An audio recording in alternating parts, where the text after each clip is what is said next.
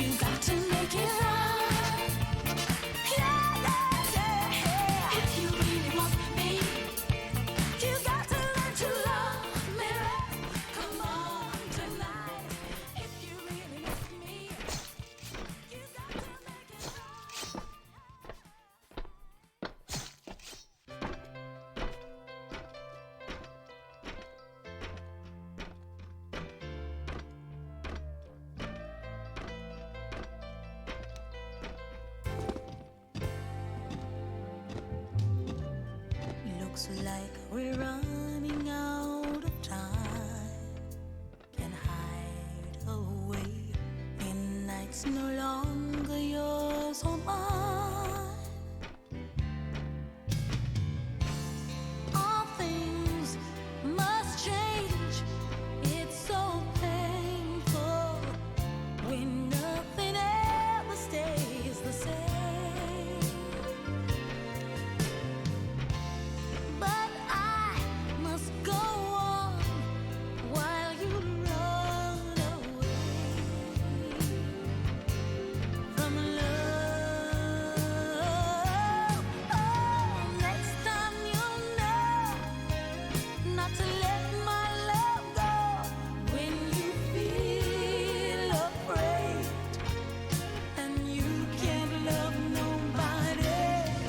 Next time you'll know you must let your heart show till the dying day, my friend. Maybe I hurt too easily, but is it wrong to feel betrayed when love can't be? You could change your mind, no excuses could ever make me change mine. But I've got to be strong and believe I'll find the love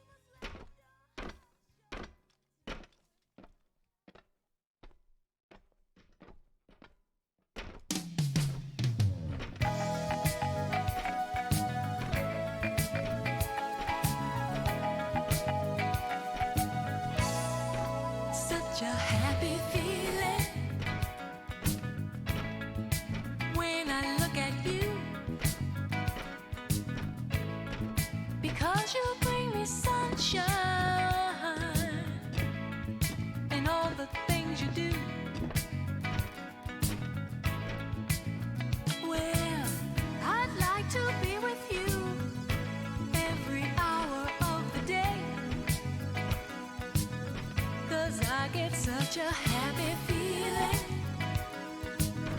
Ooh, love to feel this way. Ooh, yeah, happy feeling. Looking in your eyes, happy feeling. You're a blessing in disguise, happy feeling. When I'm here with you, I just feel so good inside. I don't know what to do.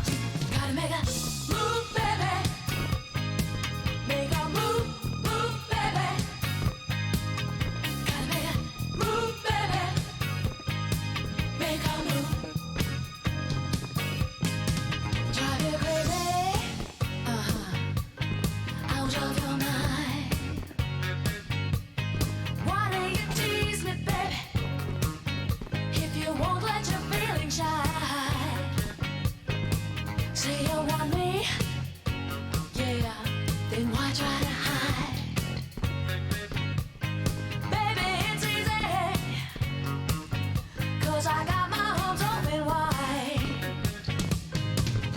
Well, if you're into me like you come destiny, give me what I'm waiting for. Gotta make a move, baby. Make a move, move, baby. Gotta make a move, baby. Make a move.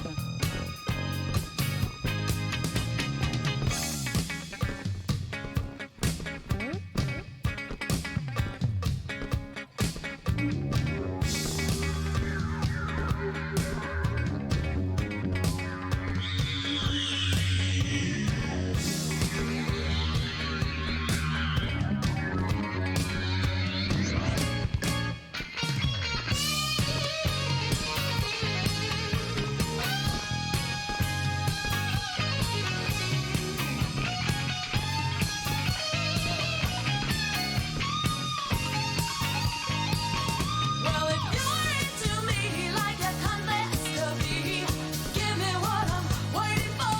You gotta make a move, baby. Make a move, move, baby.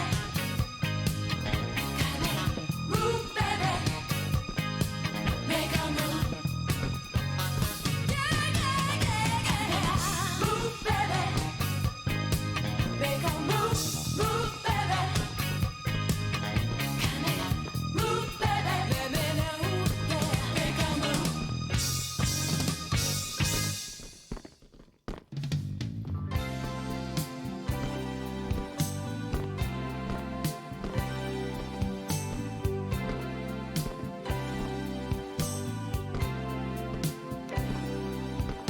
You walk in, close the light and shut me out again.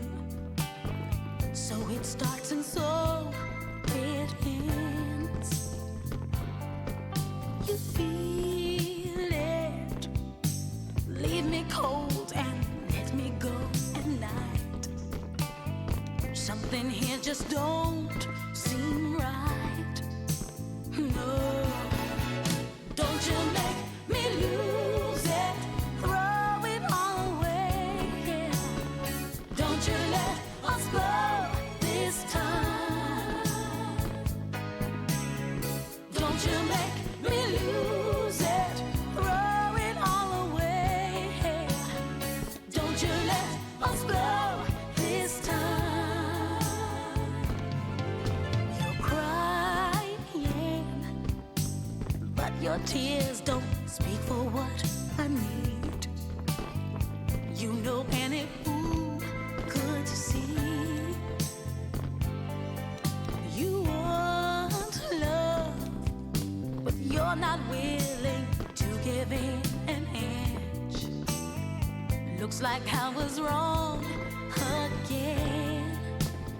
No, don't you make me lose it, throw it all away. Don't you let us go this time. Don't you make me lose it, throw it all away. Don't you let us go this time. This time. No, no, no. Don't you let me throw it all away. Don't you let us go this time. Don't you let us go this time. Don't you let us throw it all away. Don't you let us go this time. Don't you let us go. Don't you make me lose. Don't you let us throw it all away. Don't you let us go this time. Don't you throw it all away.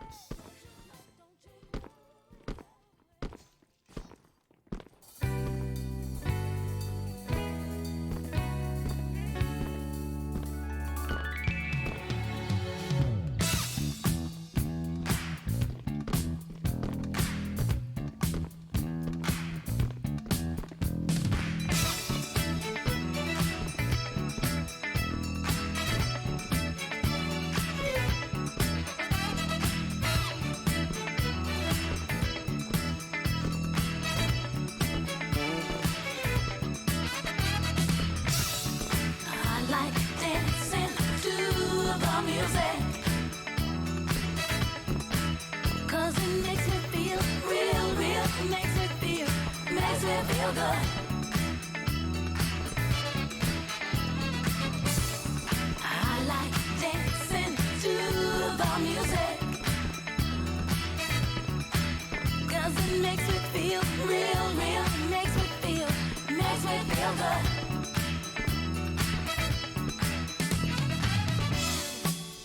My body is feeling free. It lets the music flow through me. If you feel like dancing, feeling fine, let your body rock, shake it, let the music keep time.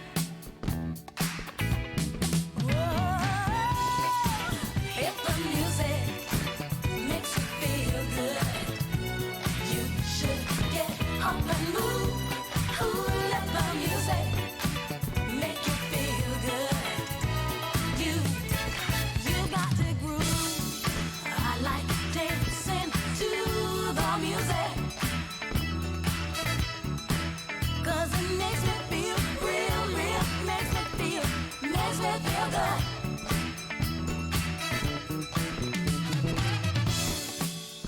The rhythm is in my feet. I can't stand it when the music starts to beat. No, no. When I feel it creeping up my soul, I begin to groove, move, let the music take control.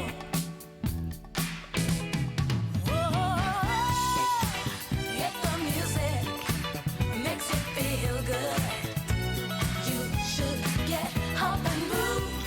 Ooh, let the music make you feel good.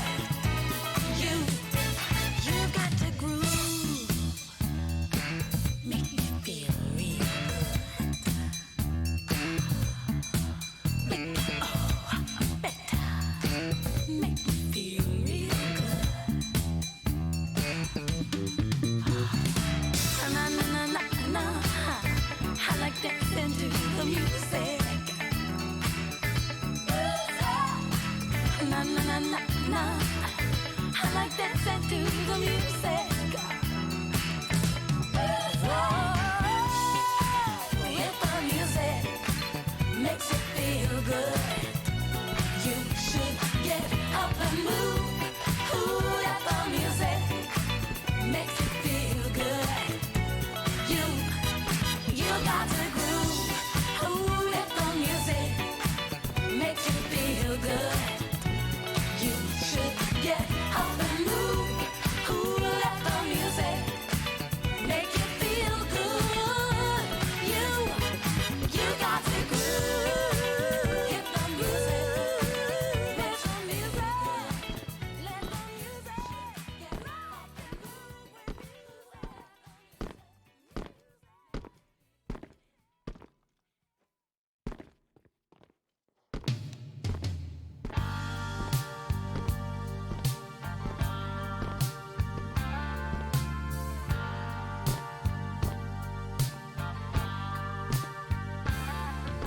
it's tearing me apart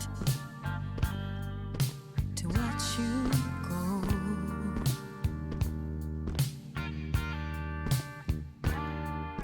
You're leaving with my heart and my soul. All I ever wanted was loving you. I never knew you'd leave this way. Oh, I don't wanna say goodbye. You think by now I'd be too old to cry. Oh, I don't wanna say goodbye. So turn around and walk away. Never look behind, 'cause I don't wanna say goodbye.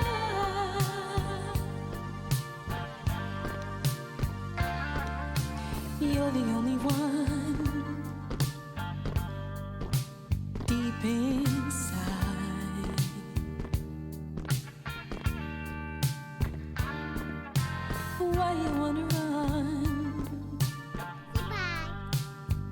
And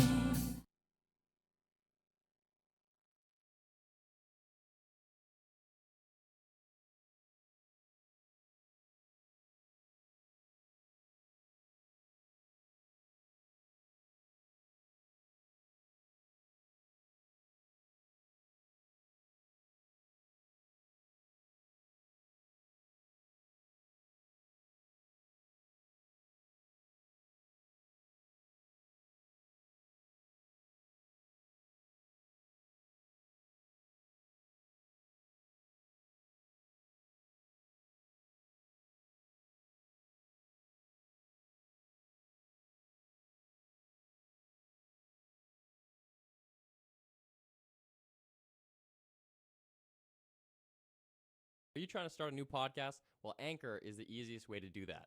All you do is record your podcast.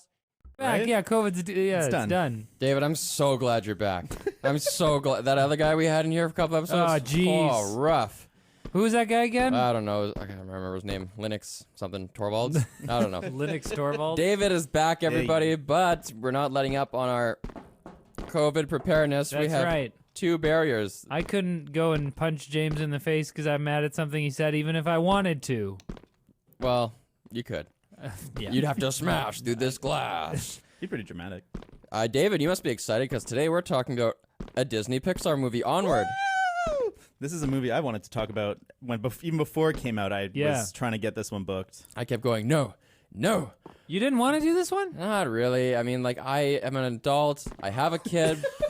The kid is not at the age where she watches movies yet. She's only 9 months. I know there's going to be a time coming where there's going to be years where I have to just have Frozen on repeat. And I just want to have a little, like a hiatus. I want to be like celibate. It's not so from much kids movies right now. It's not so much that you don't like kids movies; it's that you're trying to prep for the coming apocalypse. That plus I also haven't had the experience of watching a lot of these really highly rated, world-renowned kids movies like Lion King and stuff and Toy Story. I haven't really seen them as an adult. So I have the childhood nostalgia. Yeah. But part of my brain's like, well, you were a kid, so those movies will suck when you're an adult.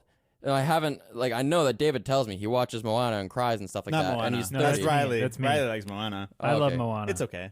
It's great. pretty good. You're like an aficionado of these things, though. I love Pixar movies. I think they're exemplary films in terms of like script writing, in terms of animation. They're pushing the industry forward, and they're actually, I think, better movies than what most live action movies are. You can expect a certain level of quality from a Pixar movie, and even the bad ones are way better than an average movie. And Pixar like never lets me down in terms of like you expect it to be kind of like a silly kids movie, and then they Totally. come through with like deep themes and like amazing technical execution. Oh, gosh, And, yeah. Do you think, obviously they're great animators, but do you think that the fact that it's animated makes it a little, that gives you some more freedom in terms of doing more takes? Maybe it's cheaper per minute. You have more freedom to change things and like polish things, whereas live action, it's like, well, we got 3 takes, that's all we have, and now we have to make it work in the edit. Yeah, I think there's certainly an element of rush in live action where like you have 3 months to shoot this movie, and that's that. Whereas in animation, you kind of can go back a step and redo some stuff or like make a whole new scene, and like there's no clear like we're doing this part, we're doing this part, we're doing this part. There is certainly like forward momentum. It's not like you're booking locations or flying people around the Exactly. world, right? Yeah, Right. and you can kind of fix things way later. Whereas a live action movie, once it's shot, unless you're doing reshoots and. Well, we those have don't it. go so well. We have it here at the office, even when sometimes there's a mistake in a video or a sponsor wants something else. And as a writer, the thing I always want to do is make it an audio pickup rather than a video pickup. I want to just get Linus to say something into a microphone in a room rather than having to get the cameras out and reshoot something. Totally. It's easier, like an order of magnitude easier. And so that's like all they're doing is just, if they have to reshoot something, just get Chris Pratt to come in to a sound booth, maybe not even locally. Maybe he just goes into a studio that he has at his own house. Totally. I think like James Earl Jones has that kind of setup going. Oh yeah. I know James Earl Jones has that. You been there? Oh yeah, he's got the best setup. What's his colloquial name? What do you call him when you go to his house? Judge. JJ. JJ. Judge. What's up, JJ? Let's do it. Okay, guys, let's focus on Onward here. David, your opinion matters the most. What's your rating out of 10? Pixar has once again conjured up movie magic, but this time it's more sleight of hand than pure wizardry. Oh. Damn. 7.8. 7.8. Can you give me a reference point for your other Jeez Pixar Louise. picks out of 10? I made a full ranking, and if you guys actually want to ever see this, Wait a second. When you say you made a full ranking, what do you mean? Every Pixar movie? yeah, it's every Pixar movie with a score. He's showing me this giant list. The only thing that disappoints me about this is that it's in a Word, a Google Doc rather than a spreadsheet. But I mean, and then I have it like sectioned off into 9s, 8s.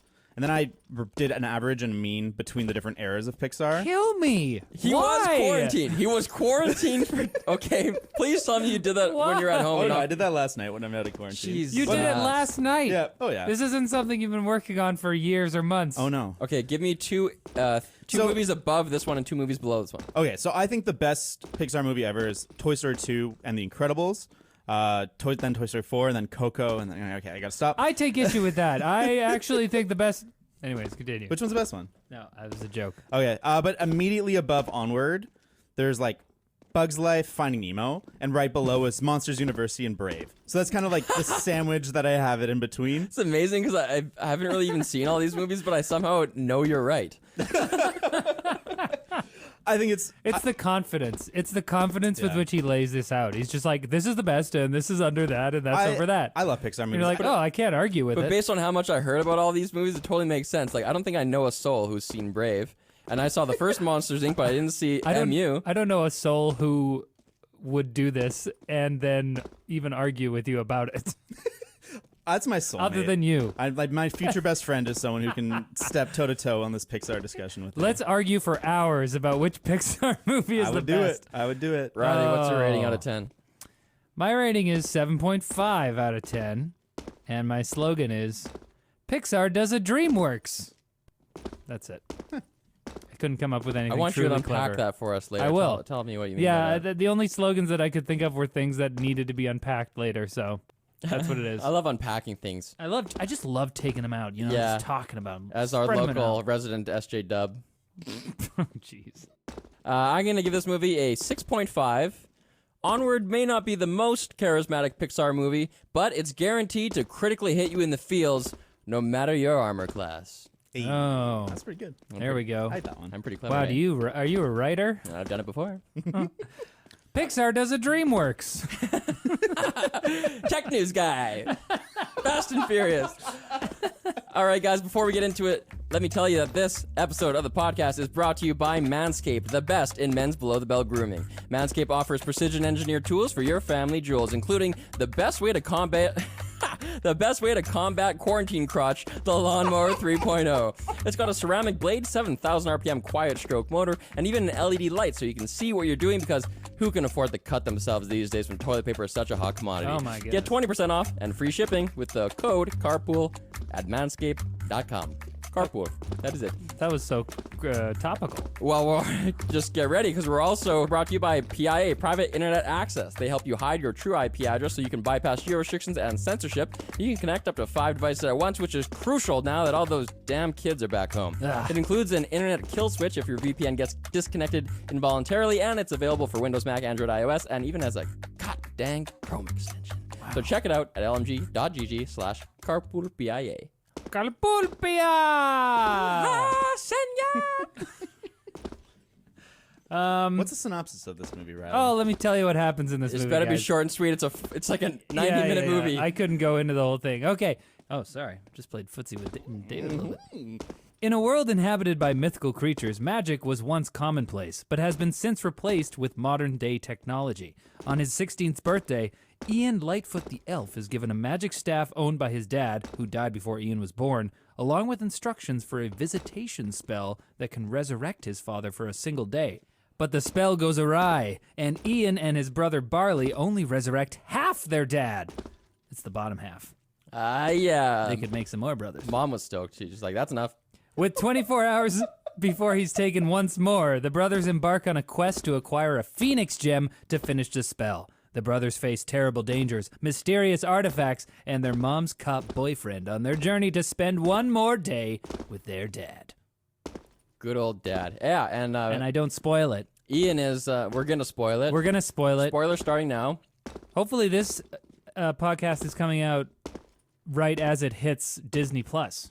This movie's not on Disney Plus. Not yet. Because that's something we can talk about, is that this movie had a bit of a strange release schedule. This was like the last movie to hit theaters before everyone was like, "Nope, coronavirus." I think it hit a select amount of theaters, and then they pulled it, and then they just like released it Well, it's not on demand. pulled. It's still playing. It's still playing right. Yeah. Well, And so there's no made theaters open right now. this though. weekend on Sunday. Well, that's not a good example, but like it's been making like $30,000 a day, whereas Right. a movie of this caliber would be making several million dollars It's a just day. psychopaths. Whoever's open still. Yeah, wherever Where- movies are, even in Canada, where much of the country is still not locked down, all the theaters are closed. Yeah, I saw it. Cineplex, Landmark. I saw it in theaters before the craziness ended. So the first weekend it was released, You and it was madman. still very empty. It was like, oh, something's going on. It was kind of before all the craziness was like Right. official, but So did they fast track it to Google Play Music where we watched it? So it Yeah. wouldn't have been able to. We had to buy it, right? Yeah. $25 Canadian. And That's because it was on Google Play Music, so it's kind of weird to watch a movie on. did I just say music? You did. Oh, my Riley. gosh! You are relentless. All right, Google Play Movies. You're saying it wouldn't have been available this no. quick, hey? It's usually at least 3 months. With Disney movies, they're a little bit longer. It's like 3 to 6 months before they're available Longer. Like when their runtime is longer? in the theater. Yeah, so it'd be in yeah, theaters for 3 to 6 months, and then it would be. The available. movies are longer in the theater. Yeah, they What? cut it. They cut A it 2-hour down. one, you have to wait before you can watch it at home. Yeah, so that definitely affected. I wonder if that kind of like subconsciously affected people's reception of the movie or like opinion of the movie. That like, you know that it wasn't doing as well, partially because of this quarantine thing, and then you go to watch it and you're like, well, this probably isn't going to be a new classic because it didn't do so well. You know? I don't know. I think it already had other cards stacked against it. Like they're doing 2 movies this year. They don't usually do that, right? Oh, they've done two a years. Pixar sometimes. has? Yeah. But I think it's novel in that they're both new properties. I think most of the other times where they've done 2 a year, it's been a sequel. Totally. It's in a Cars movie and then a good one, or Good Dinosaur and a good one. They have like a TikTok cycle, Totally. like Intel. Like It's- you got the new good movie, and then you've got like an It's okay not one. quite as drastic as like DreamWorks, where there's clearly one that they've invested into and one that is just the moneymaker. But there's definitely like, especially in recent times, where there's like, okay, this is the sequel, this is the good one, this is the sequel, this is the good one. By the moneymaker, you mean a movie that won't be so good, but Cars 3 and Coco.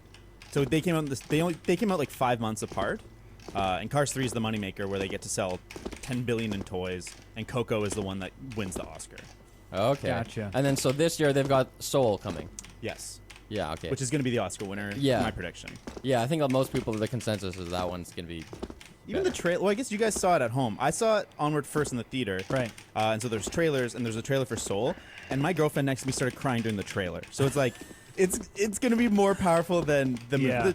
And then the other crazy thing about the theater that is not talked about because it disappeared from theaters is the short film that plays before this film. Right. That's a tradition in Pixar films. Was a Simpsons short film. yeah, I read that.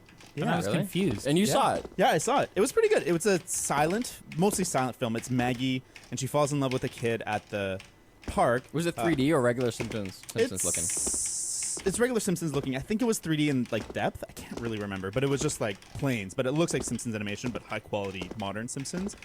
And it was pretty good.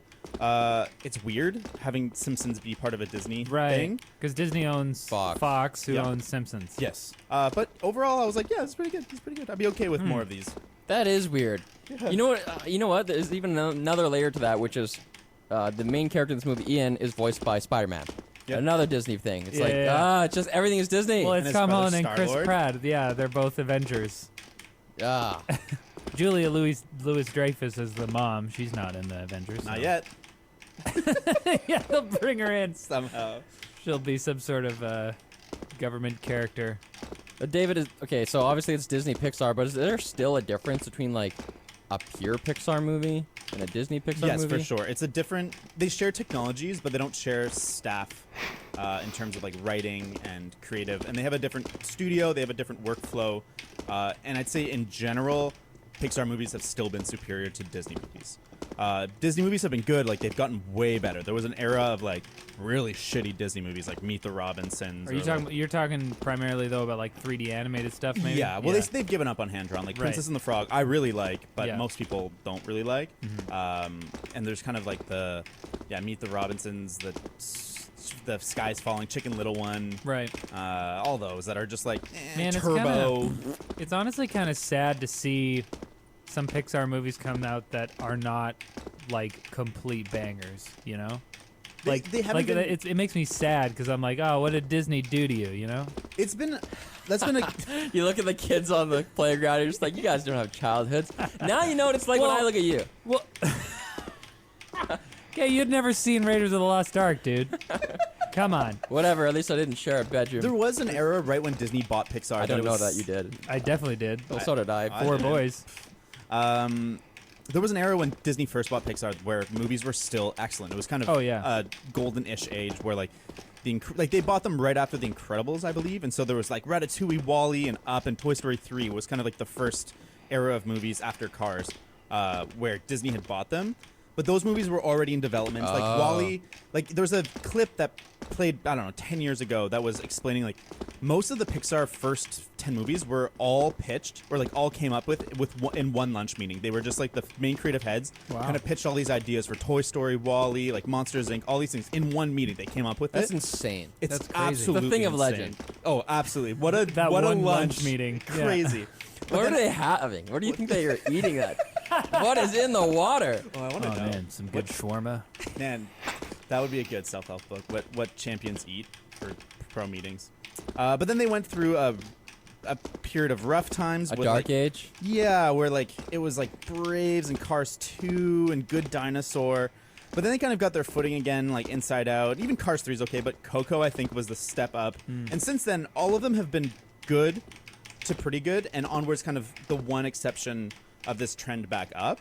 But it's still Right. pretty good. I think You it's know still what? pretty good. This is hilarious to me that it just speaks to how kind of meh this movie. The movie isn't meh, obviously, it's fine, but like I definitely felt especially in the first half, that it was kind of meh, and the fact that we haven't even started talking about the movie yet. We're still talking about the situation context. surrounding it. Yeah. I will say, you say that this is like a DreamWorks movie, but I think that's still better. A DreamWorks movie is very simple in its need to like personify the conflict, and like it needs to be very clear for kids. And this movie takes a more Yeah. ambiguous approach where there's no villain, there's No, no it's antagonist. It's PvE. Totally. Player And I versus think environment. It's hard to do that, and they don't fully succeed in this, where the conflict is a little bit. There's a bit of struggle with this movie for not having a person to fight against. It's Right. just these two brothers on a quest. And because of the thematic they chose, some of the things you think are emotional payoffs aren't emotional payoffs.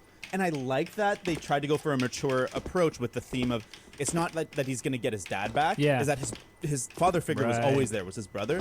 I think that's a beautiful theme. I Oh, got so goosebumps. good. I got goosebumps just talking about Yo, it. I was crying, dude. It's beautiful. I was crying. I at was on end the of this. edge. I was very on the edge. Yeah. The movie I thought was at the beginning. I mean, I wasn't like crying. I was pretty- I wasn't like sobbing, but like my eyes were wet.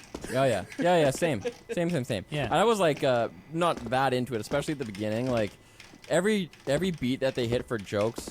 Overall, the jokes are pretty weak in this movie. I only chuckled a couple times. Yeah. But everything that they did, like 2 to 3 seconds before it happened, I knew it was gonna happen. You know, like this. Of course, they're gonna say this now. And then the only thing that caught me off guard is when he starts casting the spell, and his dad indeed is coming back. And I hadn't seen the trailer or anything. And then only the feet are there, and then the dad's foot like comes out and taps his son and like finds his boys, and then like he's actually there and he's connected with them. I was like, wow, that was unexpected and very touching. Oh, okay. I was emotionally invested. At that Literally point. touching. I Yes. really like the idea of it being the bottom half, but I think they should have had some kind of thing where the dad could hear the kids. Because I feel like it felt I did a think little that bit lesser because like they can't really communicate. Underutilized. Underutilized. And it was kind absolutely. of confusing because they established in the beginning that he can't hear them, but then at various points in the movie, it was clearly reacting to things that they're doing and stuff. So, I want to clarify what I said about the DreamWorks thing. I wrote down a note around a third of the way through, and I kind of felt this way until about halfway, where I was like, this feels more like a DreamWorks movie than a Pixar movie. There's kind of like a otherworldly setup, but it's not really played for like. Like in Monsters Inc. or whatever, they really draw you into this world of monsters. Like when we're in the monsters world, they really like immerse you in that, and you can kind of see how the universe works. But in this one, I don't get that same sense of immersion. Absolutely. I get the sense that I'm looking through a window into this like fake world. Did you find that So they... wait.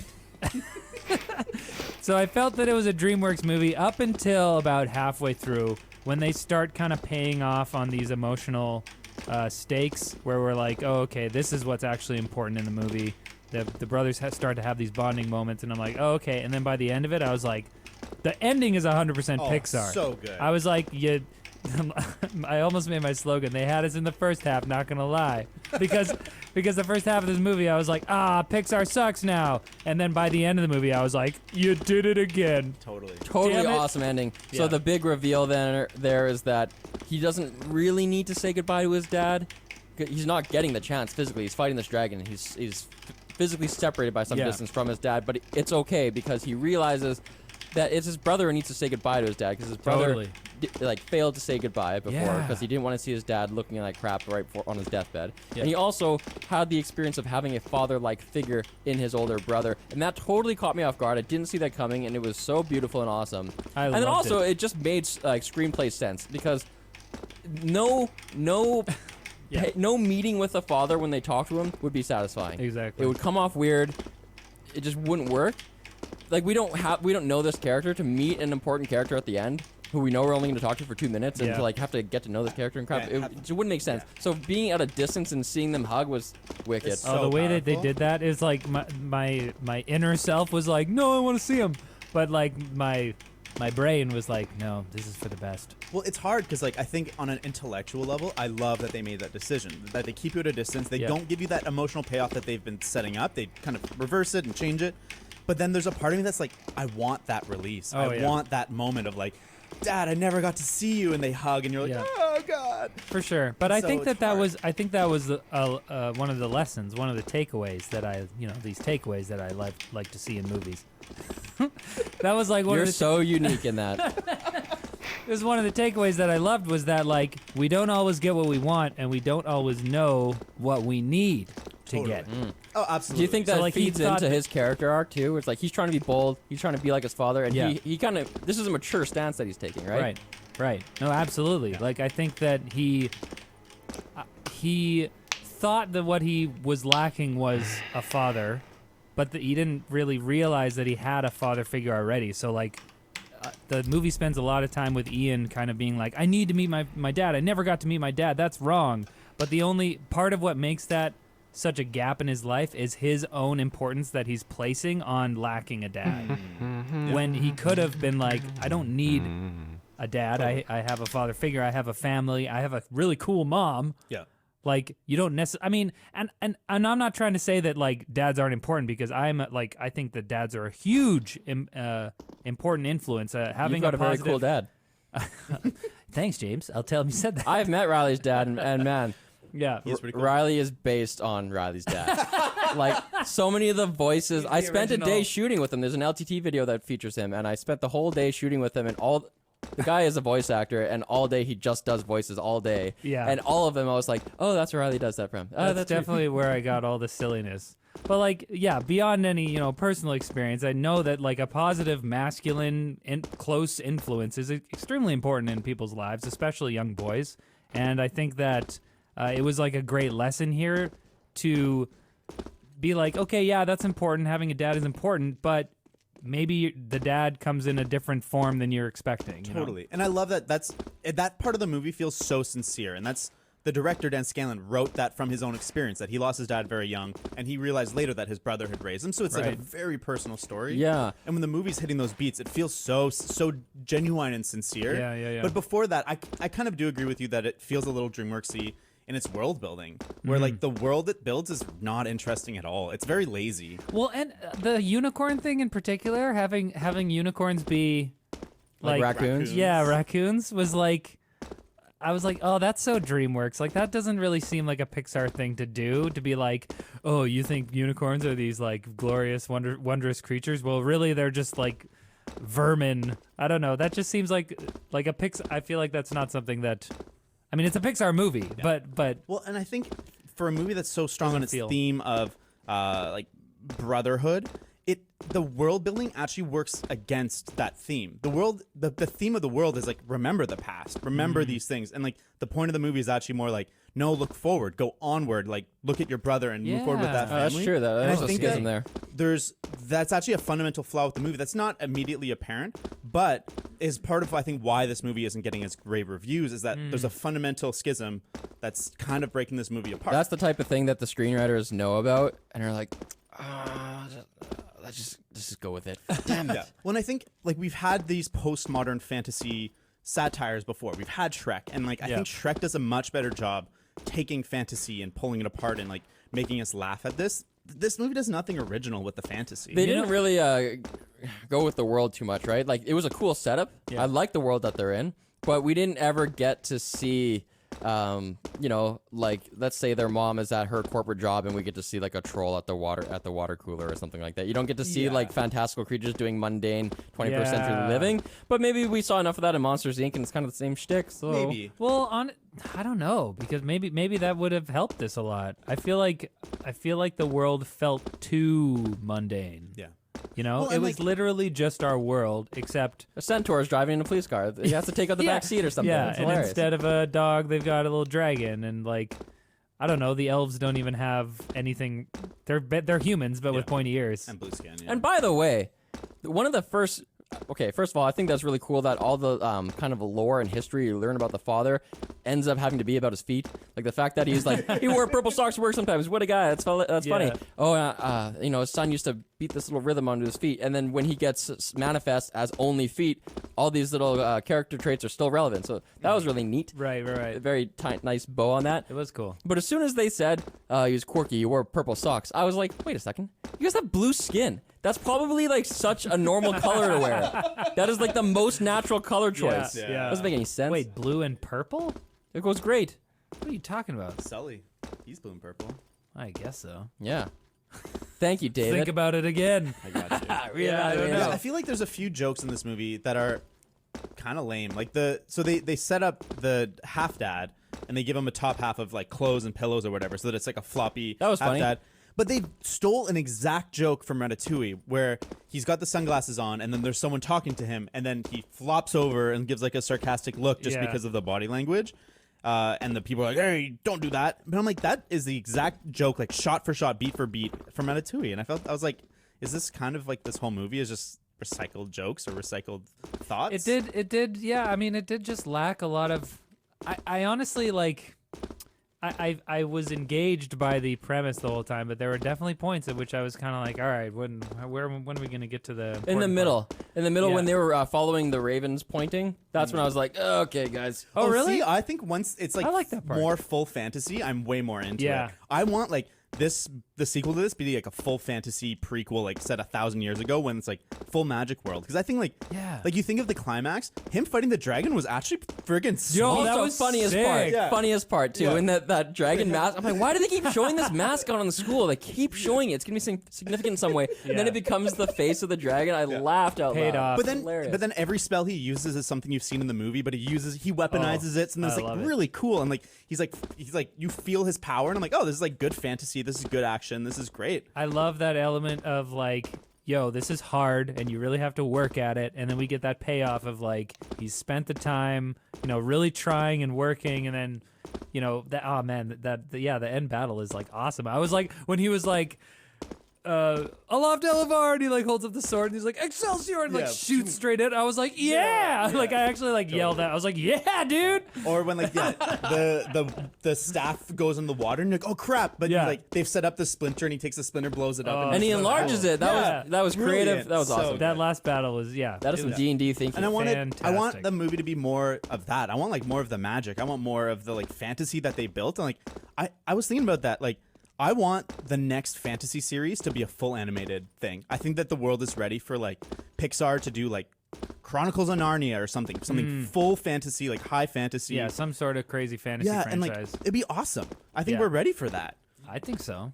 I mean, this was sick, but it's still very it still had a very animated feel. That's Like On the animation was sweet though. so good. it was. It was so sweet because they have like it had so much depth. Like when they're in their house, you can tell that cupboards are like way behind them. There's a lot of depth. They had all the subsurface scattering, so the tips of their ears are red. Like the light Yeah. passes through the tips of their ears more readily, and you can see the blood. I You can noticed see that. the blood on their face and their cheeks is underneath the surface. It's Yeah. awesome. They totally have power to choose now exactly what elements they want to be photorealistic and what they want to stylize. And there's Right. like no, and as long as the stylistic elements have a strong character to them, there's no uncanny valley anymore. What do you guys think about like the D&D references? You guys have was actually great. played D&D. That was a great time to make a D&D heavy movie. Yeah. I think they made it really digestible. There was only 3 spells mentioned. right. They each Oh, what? spell. Really? Yeah, well, they did the Aloft Elvar thing, which, by the way, hailed my Google Assistant when he was practicing it. I don't know why. Yeah, I swear you have the worst luck with Google Assistant. You like always complain about it not hearing things or. Everyone I know says their Google Assistant's getting worse over time. It absolutely same. It's gotten so much worse. I think it's because of, personally, I think it's human psychology. I think when you first buy one, you're like saying the words very clearly to Yeah, hail it, yeah, and then you yeah. get you're like, wow, this thing's pretty good, and then you get really lazy, and you're like, boo boo. Like sometimes I try to whisper to it and stuff. I have friends who have kids who say, like one of their kids says, "Hey Juju," and Yeah, it picks it up. Yeah, you probably just hailed somebody's thing. Whoopsies. Sorry guys. But Aloft Elevar, Yeah, then there's the enlarged one, and then the lightning one. Gargantuar, Lightning, and then Excelsior. The invisible bridge. Oh yeah. Oh, there's No, that one There's too. like 5. Back to the D&D thing though. I was actually watching this and wondering, like, can they just say gelatinous cube? Like, isn't that Is that a Wizards thing of from- the Coast like IP? Oh, It is. So I didn't even know. It is. So you can use things like trolls and stuff they're derived from myth. No Yeah, one yeah. owns that. But things like the gelatinous cube was actually just made by Gary Gygax in like 1973 in like the first edition of D&D. Like he made that thing. I had no idea that was a real D&D thing. Yeah, and it's- I was like, gelatinous cube. Like that just seems like something they made up for this movie. It seems so dumb. So does Octavia's character, the Manticore? The Manticore. That's like a real fantasy. No, that's a Greek Yeah, thing. That's Yeah. it, yeah. Persian, I think. Or whatever. Yeah. But it's also a D&D thing. That's But they- okay. What do you mean? Well, okay, there's like The Manticore was a thing before D&D. yeah, but there's elements to it beyond just the like definition of a thing. There's like the creature's mythology and its name and its depiction are all different elements, Right. right? So, for example, like let's say you want to use goblins and they're public domain, but goblins have subraces in D&D and clan names and maybe deities, and you can't use those things because those aspects of goblins are D&D IP. Right. If you make it clear that you're talking about D&D goblins. Maybe gelatinous cube isn't copyrighted, you know? It's just it's gelatinous Well, cube. actually, I found out that they collaborated with. Oh, well, there you Wizards of go. the Coast. That's Yeah, cool. They worked together on this one. So, Oh, interesting. well, it's a huge boon for D&D, like yeah, huge exposure. they right? would probably want. Yeah, it's great for them. Yeah, they wouldn't want to be like, hey, don't talk about our game that we want people to play. And it's a great time because I feel like there's a resurgence in D&D right now. Totally. There's lots of people playing. I loved the fact that D&D in this universe is based on real history instead of like fantasy stuff. Like I just thought that was like, but do we have like a? Well, we don't. I guess we don't really have like a popular role playing game that's based on real history. I mean, we have board games. And God stuff. of War. Yeah, totally. there's board games that are good, like Twilight Struggle. It's Right. like a Cold War game that's awesome. But it's funny that in this universe they have D&D and there's magic and spells and stuff, but that's all based on real magic and spells in the real universe. But not- nobody contemporarily gives it any credence. Right. It's just like Star Wars, actually. Well, but that that's- old religion, the Force is a hoax. But that's what sucks. weird is that people do believe in magic in this world. Like they know that magic existed, but no one really bothers to do it because it's too hard. Well, that's the thing. It's I like didn't those really Facebook believe. posts you see going around that's like, why didn't I learn how to do my taxes in high school, but I know Pythagorean theorem? Ah. I hate those posts. Oh. They're so stupid. Well, I relate. I hate those posts. I'm like, I wish yeah, I buddy. learned how to do taxes in school. Whoever shared, well, you can learn how to do taxes in a day. You just Google the stuff. There's a couple check boxes. Whoever's sharing Well, that post, I'm talking about personal finances, but continue. when you see someone share that post, it's never someone who does math at work. Because people who do, like people who are professional engineers, you really want those people learning Pythagorean theorem Yeah. in first year university you like 5 years later, That like, you would want be- them to learn the hard math that late in life. That would be That's a little. stupid. It'd be a little scary if you had an engineer who like was like, "What's the Pythagorean theory again?" A, Blah, blah, blah. B, Yeah. square A B C Times D 2. Yeah. E F G. Man, that's an element of the world building that I really don't like, is that there is no magic anymore. And I'm like, you'd have some magic left. Like, you think about Yeah. our world, like with all our modern conveniences, like people would still learn to make fireballs and lightning bolts, and like it's like too it's like awesome. makers in our world. Like everyone just buys their phone, and doesn't know how it works. But then you have there's some people who have 3D printers and they just make weird little doohickeys. Maybe that's maybe I think you're right about that. That might be a reason why it kind of fell flat a little bit. The world building, like they just felt like weird shaped people doing Yeah. regular things. Oh, totally. Like I think in Monsters Inc. and stuff, you see, first of all, the visual aspect of having these like super weird looking monsters just like walking around with briefcases and stuff. doing mundane things. Yeah, That'd be great. these creatures almost seemed just like too normal. Like the elves were just people. The You got the The centaur. trolls were the- just, but they're just people still. the centaur, yeah. I mean, I don't know. He just looks like completely normal. There were a couple fawns, and they just look like short people. Here's a question for you. You know, you see those memes that's like, if a dog had pants or if a centaur had pants, would he wear them like this or like this? Do you think the centaur has a horse-sized dick or a human-sized dick? I did think about that. You thought about I it? thought about it. I didn't think about it once. Really? I'm 100%. That elf mom's pretty thick. I think. Oh, Jeez jeez. Louise. Moving on. I did love the centaur joke at the end when like he's kind of finding his true nature again. He's like, I don't need a car, and he like pulls his hat off. Yeah, He's got the yeah. that long was hair. amazing. So Yeah, that was I knew funny. he was gonna run, Yeah. but the fact that his hair Yeah. came out was awesome. Yeah, the best joke in the whole movie though is when they're being chased by the police, and then the younger brother tries to use a lightning spell to blow up the cliff to block the police from chasing him, and the older brother has to sacrifice his van and smash it into the rock face in order to like let them continue their quest. But the whole setup of that scene was Oh, it's so great. so money. Like the tire popping and starts the car galloping, yeah. and then all the tickets that he has in his thing popping out. It is so epic. It was glorious. I actually didn't expect it to knock the rocks down. I thought he was just gonna make it drive off the edge, and they would chase that instead, like a red herring. But Oh, for me, the best joke though was when older brother Bronley, right? Barley. He was made small, and then he eventually came back to normal size. But then they got pulled over, and he needed to show his license and registration, but his wallet was still small. My wallet's still tiny. That was hilarious. Oh no! That's funny. What do you guys think of the title? I think it's like interesting that it's like it's kind of like a fantasy word, but it's also about like moving forward. Yeah. But I did not like the moment in the movie when they say it. Like in most movies, like Remember the Titans, it's like at the end of like a big rousing speech, like they'll remember the day that they faced the Titans or whatever it is, and it's like this big epic moment. And this movie, it's like this Put it joke. in O. It's like, yeah, put it in O for onward, and it's like that's a good joke. Like it's a funny joke, but it felt like it was I don't Yeah, know. that's like where the whole thing. It seems like kind of a random place for the title to come totally. from. Yeah. Agreed, and I don't think it's a very marketable title. I wasn't, like I said, I didn't even see the trailer. I knew nothing about this movie, but the title also didn't rouse any suspicion or curiosity in me. I didn't care and about the movie. it also didn't really describe what happens in the movie so much. Like I feel like if there was more of a feeling of like we're leaving something behind or like we're, progressing in some way, but it was kind of about staying where you are and being happier with what you got type of thing. Yeah.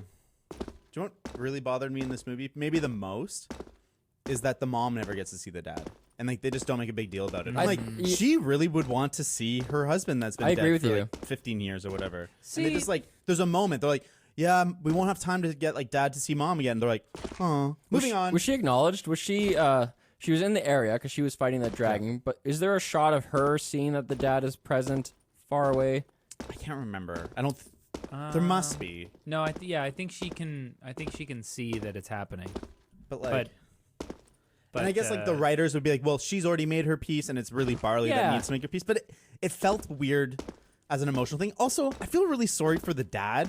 Like, he's set up in the last days of his life. He set up this incredible spell. Yeah, what about to have him? a chance to see his kids as adults. They screwed it up. And then they screwed it up, and he just has to wander around, like, not really communicating, like, just a pair of legs. Like, that would suck. It was a once in, like, a lifetime opportunity, and they just kind of fucking it up. Yeah. It really upsets me. Yeah, we should have cut back to the scene, like cut to the scene with Barley and the dad's just like, man, you really fucked this up, guys. Like, it's cool to see you again, you know. It's like, hey, goodbye and stuff, but like, man, I'm disappointed. But he says the opposite thing. He says, hey, I'm really happy with how you guys turned out, even though like the only thing you Clearly could tell fucked about this Ian was his feet. No. But What's up with the part where they actually use the generally unutilized father to stand on a pressure plate?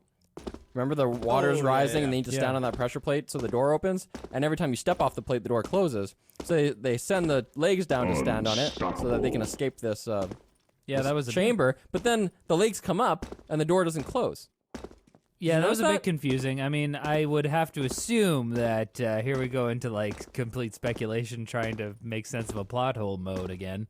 I would assume that maybe you stand on the plate long enough for the thing to fully open and then it This stays is just open. from playing a lot of Zelda. You know, Yeah, you stand hard enough, it clicks. You press down and move to the left a bit. That you didn't can- make any sense. No. Going back to the mom though for a second, I feel like I really appreciated her in this movie because I think that it showed a very strong female character who, like, the dad has been taken away, and she's basically raised these kids by herself.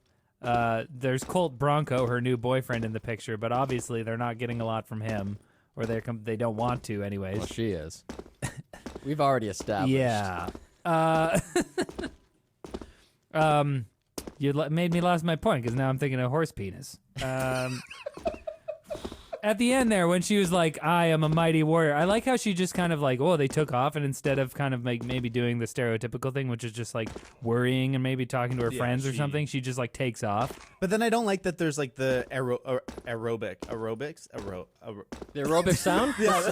the song from the aerobics? What? Yeah, I didn't like that moment Wait. when she's like, I love the moment of like, I am a mighty warrior. She picks up the sword. 'cause that's what but they then said the on beat the- starts. It's like, Yeah, it was a callback to her like jazzercise. I didn't even notice and that. I just There's don't a beat like going? that. Yeah, I don't like that You moment. think it cheapened her? Yeah, or it just feels like silly, I guess. I and thought it was should fine. You know, have been fully epic. I agree there, but I didn't. When I watched it, I'm only agreeing just now because when I watched it, I did not make that connection. Maybe it was at all fun. The other with the sound Zumba bit thing. that I noticed this rewatch is that when the dragon roars, there's a school bell ringing at the same time, and I'm made like, a that's a note of cool that. layering of sound effects. Whereas- Yeah, that was because cool. They've absorbed the school, so he's See, built out of the school. I thought that was really cool, but I thought it would have like hit a little heavier if maybe he had something with school, and then Yeah. the dragon like represented school, so he could like if he had like an annoying teacher or something, if that was part of the plot at all, that like something about school he had to overcome. But instead, it was just kind of like, oh, it's kind of funny because it's made from the school, so it's roars a school Yeah, bell. thematically, it does. That's not a payoff. There's It's a just couple. fine. There's a couple parts in this movie where it's like, you have. There's an element in the movie that would have more impact if there was a bit more groundwork laid up front. Totally. Yeah. Do you think overall, like, is it the case? Because I think this movie's not that funny, but it really hits the feels. Is it the case that the funnier a movie is, the less ability it has to hit the feels? Is that a trade-off, a balancing act that you make? Because if a movie's hysterically funny, like let's say Shrek, I haven't seen this as an adult, but as a kid, I imagine Shrek's funnier than this movie, right? Shrek's funny. Yeah, it's more jokes. Yeah. But like, if you laugh a lot, can you? Is it jarring for you to go into something that really tugs at your heartstrings? I think it's really hard. And like you think of like even the best comedies that have like emotional cores, like Shaun of the Dead or something. Just recently watched it. It's mostly a comedy up front, and then the last like 20 minutes are like full zombie movie where it's like people are dying and like it's really emotional and it's all these things. And then it has like a coda that's like comedy, but it has a hard time, even as like one of the best, most classic comedies of all time, mixing. And it's always kind of transitioning. And you think about comedies that are really good for the first like hour, and then the last 30 minutes always kind of suffer. Either they don't have a point and they stay a comedy, or they go too far into the drama and then they lose their comedy and they're not quite right. And so I think it's really hard. I don't really have a ton of evidence maybe to back up what I'm about to say, but I feel like you can have a really, really, really funny movie that also has a strong emotional core. You know what? Judd Apatow maybe does like a pretty good job of like making movies that are really funny.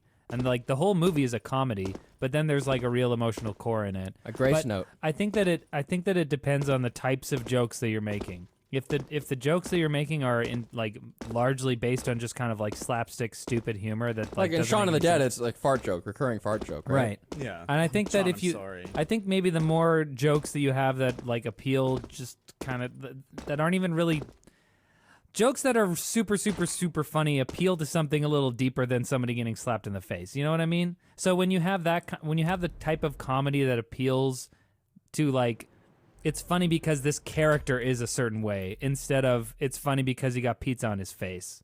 You know, I think that can lend itself more to something. David, drawing from your vast knowledge of Pixar movies, if you think of your favorite, most emotional Pixar movies. Are any of them, which are more emotional than this movie, funnier than No. this movie?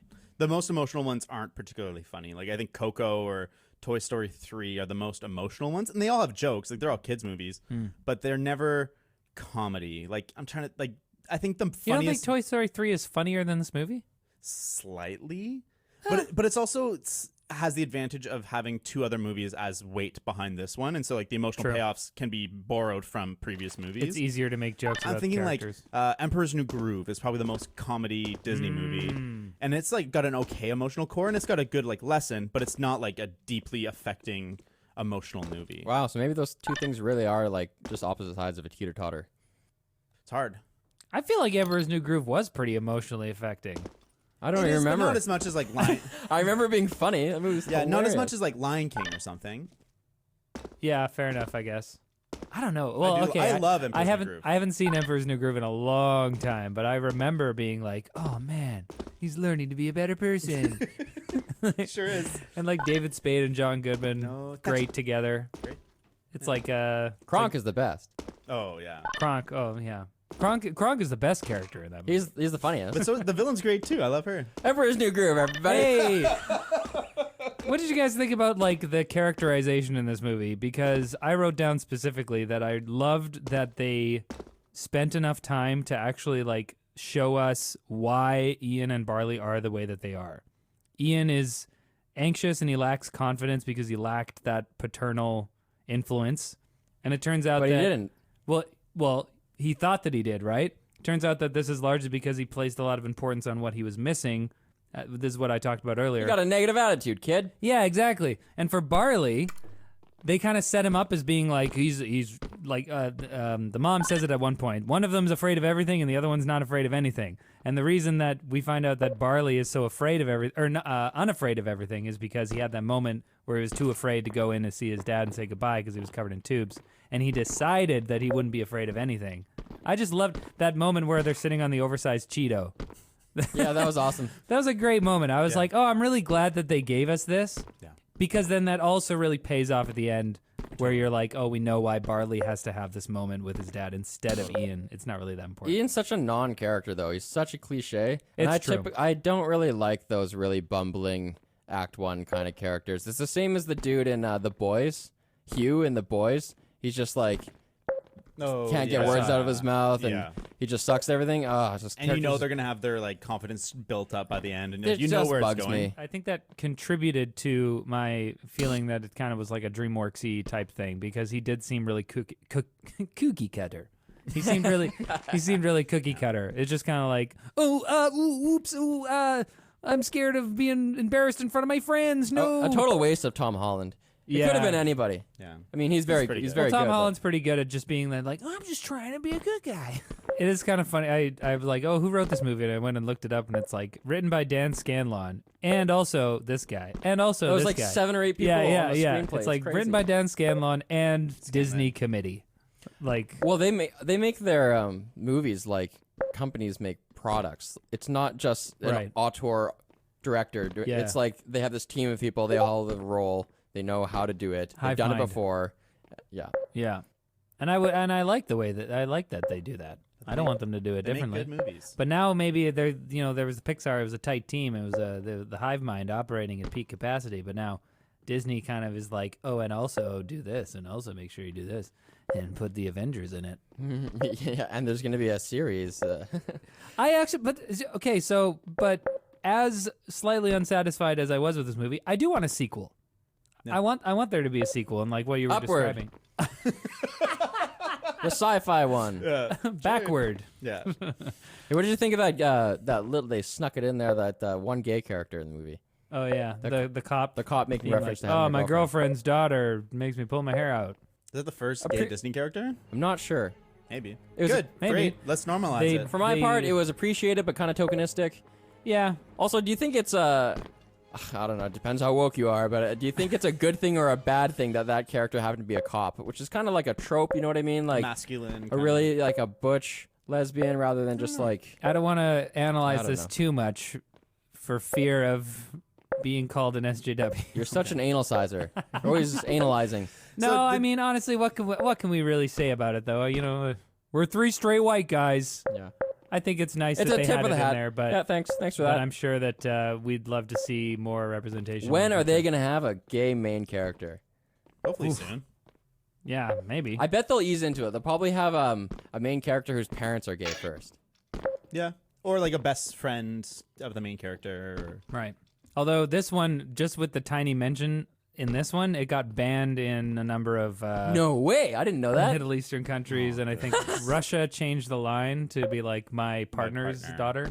Oh my god, these Yeah. countries. So I mean, as long as there's, I think it's still going to be hard as long as there's a financial Yeah. disincentive to do so. That's fair. Well, it really just depends what China wants. Right? China, I think they. Does China care about that? They just like famously don't have a policy. Right. I think that's my understanding. But then last time I looked. culturally, it's not so. Who knows? I don't know. I'm not going to speak about it. So do you think you're more likely to want to watch a Pixar movie after watching this one, or less likely? I mean, it was good. I watched it until the end. Okay, until the end. The end gave it like an extra 0.5 on my scale. Up Give an like the extra first point. the first 3 quarters of the movie, I was kind of like, I don't hate this, but I'd rather watch something else. Right. The last quarter in particular is like, okay, this is a Pixar movie. That's like their bread and butter. It's like their mission statement is like Pixar. We make movies that you don't feel like you wasted your money on when you take your kids to them. Totally. Like, Yeah, you get to Dad, I yeah. want to see this movie. You're like, yeah, fine. It's not going to suck. Yeah. That- Yeah. Well, Um, what are we gonna do next week, guys? Wait. What was the question you asked him? Is it more likely to make you want to watch another Pixar movie? I think that the point that you made earlier about Pixar doing kind of one really good one and one's not so good one, I think makes me understand that, because I was like, wait, what's going on here? I thought Pixar made like bangers every time, but it makes me understand that this one is maybe the In betweener. the Meet the Robinsons and not the Coco. Coco. I like. I want some hot cocoa. We should do Coco sometime on the show. No, we shouldn't. We shouldn't do it. It wouldn't be a very good episode. All right, guys, we need your help to figure out what we're gonna do next time. Though I have no idea what we're gonna. I want to do an next. Edgar Wright movie. Who's that again? That's the guy who did like Shaun of the Dead, Hot Fuzz, at the World's can do End, Shaun of the Scott Dead Pilgrim. next. Shaun of the Dead's.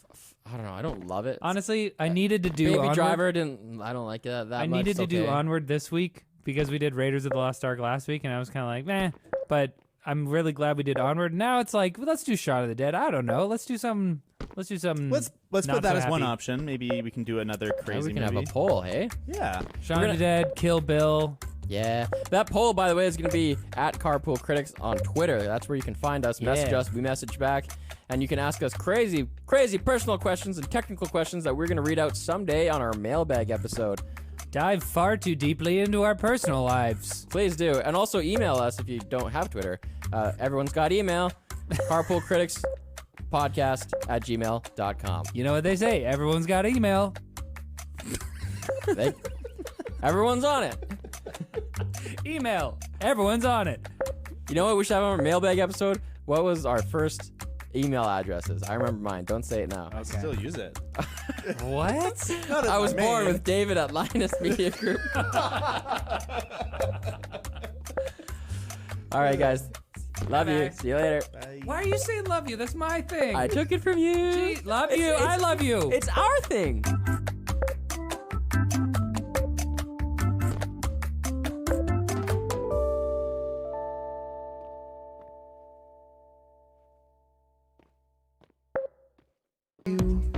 made my decision. Oh, that's you singing. And I made this music video. Oh my God, you did everything. Is that you? Eyes with Is that wonder. guy Yeah, that's me. with a shaved head? Yeah. Weird. Okay, the mix seems pretty good. I mean, I'm only hearing. So that's a cover of a bigger song. Nice. But Dang, dude. it's embarrassing. There's like That's recordings of poppy. me playing piano solos or like paired up with like some professional other musicians at the Queenie. If you really want to find it, I don't remember what year it is, but it'd be Coastal Church Christmas celebration or something. So yeah, David 2015. Stans, hunt that stuff down. Yeah. Yeah, top that, Riley. Oh, I can't top that. But I took piano lessons also from when I don't know how old I was, but my grandma was like a very, very strict German piano teacher. So every time she came over, she would like make sure that we had practiced or whatever, and we never did. So we always disappointed her. Sorry, Oma. But yeah, I took piano lessons up until like grade 8. You said you did grade 10, right? So I should clarify. I went up to grade 10. I never did the grade 10 exam. Oh. So I finished grade 9 okay. and with the theory and the history. So and you the, have grade 10 as much as I have a bio minor. exactly. Yeah. We're fakers together. Yeah.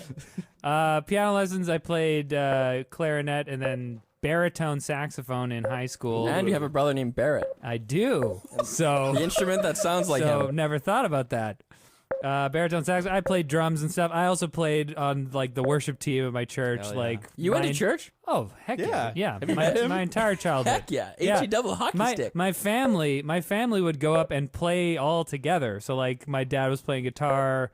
I never learned guitar, which was sad, but I played piano and drums, and occasionally we put up a tin whistle. Have you What? seen those little Really? Irish whistles? Oh my God. Yeah, man. This is so cute. Yeah, dude. Oh, That was honestly but it was a great opportunity to like learn music and play it every week and like kind of pop, because like a lot of those like Christian songs, like they are very like four chordy and Well, it's just pop from 4 years ago happening now. yeah. So that was my whole deal. Yeah, played drums and piano and saxophone. That's my whole deal. Oh, and I was in a band. Sorry, that's where we were leading. I completely forgot. I was in a band called Gideon's Hill. Oh, do you have any music for us? I definitely do. Yes.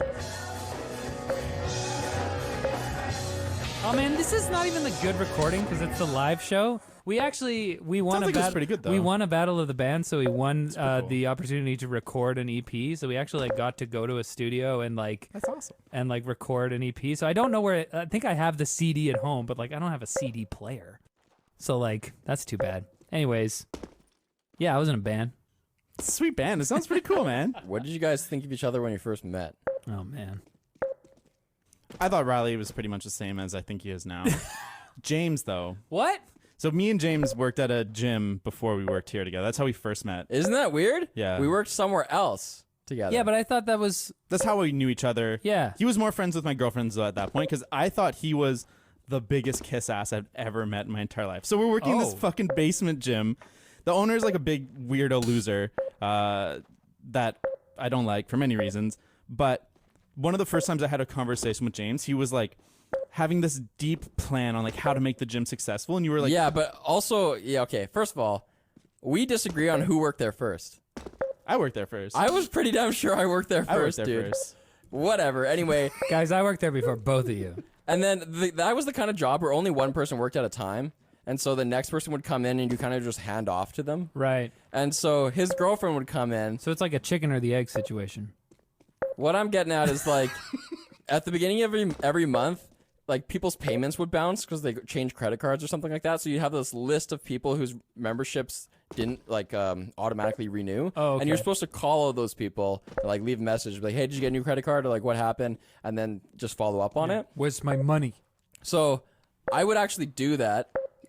And then his girlfriend would come in for the afternoon shift, and one time I was like, hey, I made it through, like, I made a spreadsheet of the people who were outstanding, and I got like halfway through it, and so here's the remainder if you can just like do those. That's it. And she was like, yeah, I'm not doing this. And I was like, okay. Oh, why not? Why Because did you for a wanna do it? lot of people who work there, it's just like, man, I work here so that I can like do X while I get paid. Right. You know, like Exactly. I'm a personal trainer, and like I train my clients here, and then I also pick up shifts at the front Yeah. desk. Or like I'm a programmer, or Right. I'm a writer, and I'm writing my book here. while It's I'm on also shift. it's also kind of like a confrontational thing to do. I can understand somebody not wanting to like call up people and be like, I never did "Hey, it. your payment expired. Yeah, I never did it. And it's like Give if us they your money, dude." No one ever did it. No one ever did shit. No. Nobody ever did shit. it wasn't there. good enough pay, it was garbage job. And it was Mm-hmm. like, yeah, it's exactly what you said. I did it so that I could have paid hours doing other work. And I would just do photo Man, editing that's work awesome. or anything else. That was kind of like lifeguarding at the outdoor pools. What was this question? So David thought I was a keener. David Yeah, thought I was a such a keener keener. because I was the only one there who did his job. I wasn't the only Whoa. one. I wasn't the only one. James. Recommend them that. James, you know what you sound like right now? A keener. But it was for my own self-interest. One time, a guy screwed me. I was supposed to be off. You can be a keener in your own self-interest. I was supposed to be off at noon.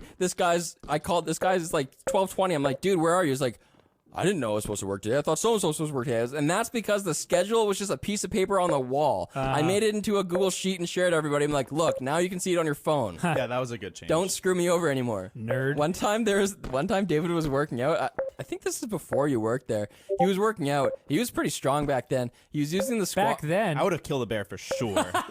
David was jacked before, man. Handstand sure. push-ups and Yeah, stuff. yeah. And he was doing squats, and I went up to him and I was like, hey, man, can I work in with you? Because the squat racks were all full. And he was like, no. He was like, sorry. Well, it made sense. You're doing like 30-second rests or something. Okay, You're doing yeah, some yeah. kind of pyramid. and Oh I was my like, gosh. fair. But I does didn't sound like expect me. that. Usually people say yes. Okay, I guess I'll go. I'm such. We did get along pretty quickly. I feel like we started talking about like philosophy and stuff. That's because you didn't have a car, so I drove you. That's right. I drove you to work like right off the bat. The carpool, yeah. It was you and me first, First carpool. and then Lloyd, and then David. Wow. David, I will say, when I first met you, seemed like a super nice guy, and it was fine until we started talking about The Last Jedi. I remember that car And ride where I was like, are they pretty, mad? that was pretty early on, right? that was like we probably- had known each other for like maybe a month or two. And so that was like one of the early like defining things, I feel like. And at that point I was like, oh man, this guy, he's got his head screwed on wrong. We had to make a rule in the carpool. There was no Last Jedi talk for a while. But we got over it. Yeah. We kind of found that middle ground of Totally. like, hey, okay, I'll admit that Last Jedi was a good movie outside of Star Wars, and you admitted that it's a bad Star Wars it's movie. a bad Star Wars movie. And then Yeah, there from was a there- point where I would just yell, no Star Wars, and I would just turn up the music. and I was like, come on. No. Yeah. And finally, Jonathan Keevers asks, who do you think usually wins the debates? Wins the show? I don't like to think of the show in terms of winning. I win. James wins every show. Just sits there impassively. That's why I'm at the head of the table. That's right. It's also the butt at the table. I think the audience is at the head of the table. You're at the other end. I feel like I do a pretty good job because this is my objective every time is to like take differing opinions and find the middle ground. You know, like in the fountain, that we were at each other's throats. I never thought we would podcast again. At the end, I was kind of like, okay, I can see why you don't like it, and you were like, I can see why you enjoy it, and that that's the end goal. I feel like I'm not looking to be right first and foremost. I'm just trying to I trying think to we find the middle we ground. trade. We're like we all make good points, and I think we're good at admitting when the other person has made a salient point and admitting. I don't defeat. know. You're pretty headstrong. I'm thinking. No? I'm trying to. I'm thinking back to like the carpool when we actually had way more debates. Right. Because the car was a bit of a safe space, so we went a little crazier. That's true. Than we do on air here. You And don't I want to feel hear like- us just arguing. I think Riley is pretty good at bringing forward points that I haven't considered and articulating them and making go, Oh wow. And David, I either just agree with or don't. And I think he's more like, I don't know if David's getting his mind changed either. I had my mind changed. Yeah. You're projecting yourself onto me. See, look at you. We're about to have a debate right now. Change your mind and say that you don't get your mind changed. No, I said I do get my mind changed. Yeah, I know. Which is Oh, the I opposite don't of- get my mind changed. Yeah, that's a Paradox. paradox. Dang it, you're right. A paradox is Do you know who wins when we debate? It's the audience. That's right. Or no one. One of those. All right, so thank you so much to everybody who wrote into us, and we apologize so sincerely for the numerous writers who we didn't get to. Oh yeah. Well, we couldn't get to all of them. There's a lot of questions. So We had thanks, so thanks many. everybody. And we didn't delete your stuff. We still have it in our document. If this episode performs well, then maybe we'll do another one, or maybe we'll integrate one or two of these into every show. We don't know yet, but we have your questions. You're not forgotten, and you are appreciated. We love you. Why did I say it like that? We love you. I'm like doing like a Care Bear. Oh, and by the way, everyone, our next episode may have a guest who doesn't work here. So look out for that. Unknown what movie we're going to do next week, but we're always open to your suggestions. So you can hit us up on Twitter at Carpool Critics or email us at carpoolcriticspodcast@gmail.com. I can't wait to sort through some juicy emails. Also, if you watch movies on... Are you trying to start a new podcast? Well, Anchor is the easiest way to do that. All you do is record your podcast and upload it to Anchor for free. There's creation tools up to listenership. It's everything you need to make a podcast in one place. So download the free Anchor app or go to anchor.fm to get started today.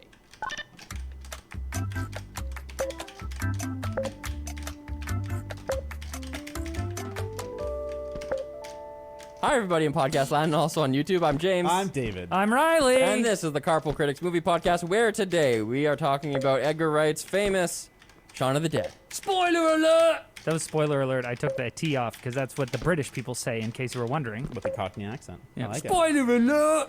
I love it. The kind of Christian Bale vibe on that. And if you're a part of our convoy of people who watch the movie ahead of time and like to follow along, next week we are going to be doing somehow the most requested movie. Yeah. Event Horizon. It's a late 90s sci-fi horror movie that everyone's emailing us about for some reason. It actually is sweet. It doesn't have the greatest ratings, but it's a sick movie. And guess what? Sarah's going to be here to talk about it with us. Because it's a scary one. Event Horizon. When did people start requesting that? After which movie? I don't know. I've did a seen scary one. I've seen requests like consistently, Yeah. but in the last 2 weeks we had 3. I'd never even heard of the movie, really. Like I thought that phrase, I encountered that phrase, but I was like, if someone's like Event Horizon the movie, I'm like, who? What? It's a science term. Sounds like Quantum Leap. Exactly. But today it's all about Shaun of the Dead. Okay, cool. David, you really wanted to cover this movie. I'm interested to hear your slogan rating out of 10. Shaun of the Dead is a movie so cleverly dense, it turns a reoccurring fart joke into efficient storytelling. Enough said. 8.8 out of 10. Ooh, 8.8. Wow. Okay. Could be a little bit higher, but well, there's something in there that put it down a little bit. All right.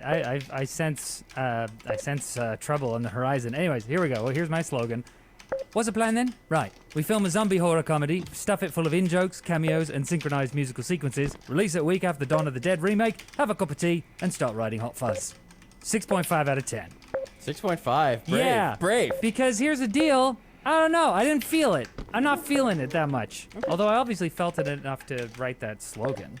Spent a while on it. I mean, this is a highly beloved movie. You can even see in the Twitter comments on our Twitter page at Carpool Critics where people were like, yes, do the whole Cornetto trilogy. This is the best. Been waiting forever. Just to clarify, our rating system, it's mostly all the same, right? Yeah, we're pretty close. For me, if it's above 5, I liked it. Below 5, I didn't like it. This is 6.5, so I liked it, but I was just kind of like, eh. Riley, I sympathize with you. Shaun of the Dead is a fresh, funny fusion of horror and comedy. V-likeable, 7 out of 10. V-likeable. Like, I like it, I just don't love it.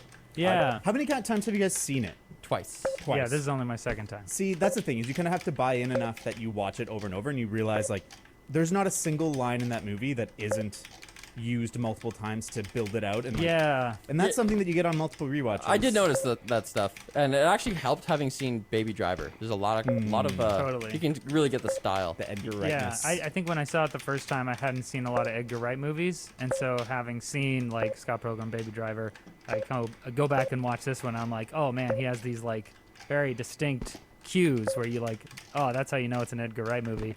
However, all of these things we were talking about, where the movie's like chocked full of like these special little moments and whatnot, I don't necessarily. Like, they don't work on me as much, I guess. They don't speak to me in the same way, I think. That's fair. Do you know what does speak to me? What? Our sponsor. Carpool Critics is supported by Manscaped's Performance Package Kit.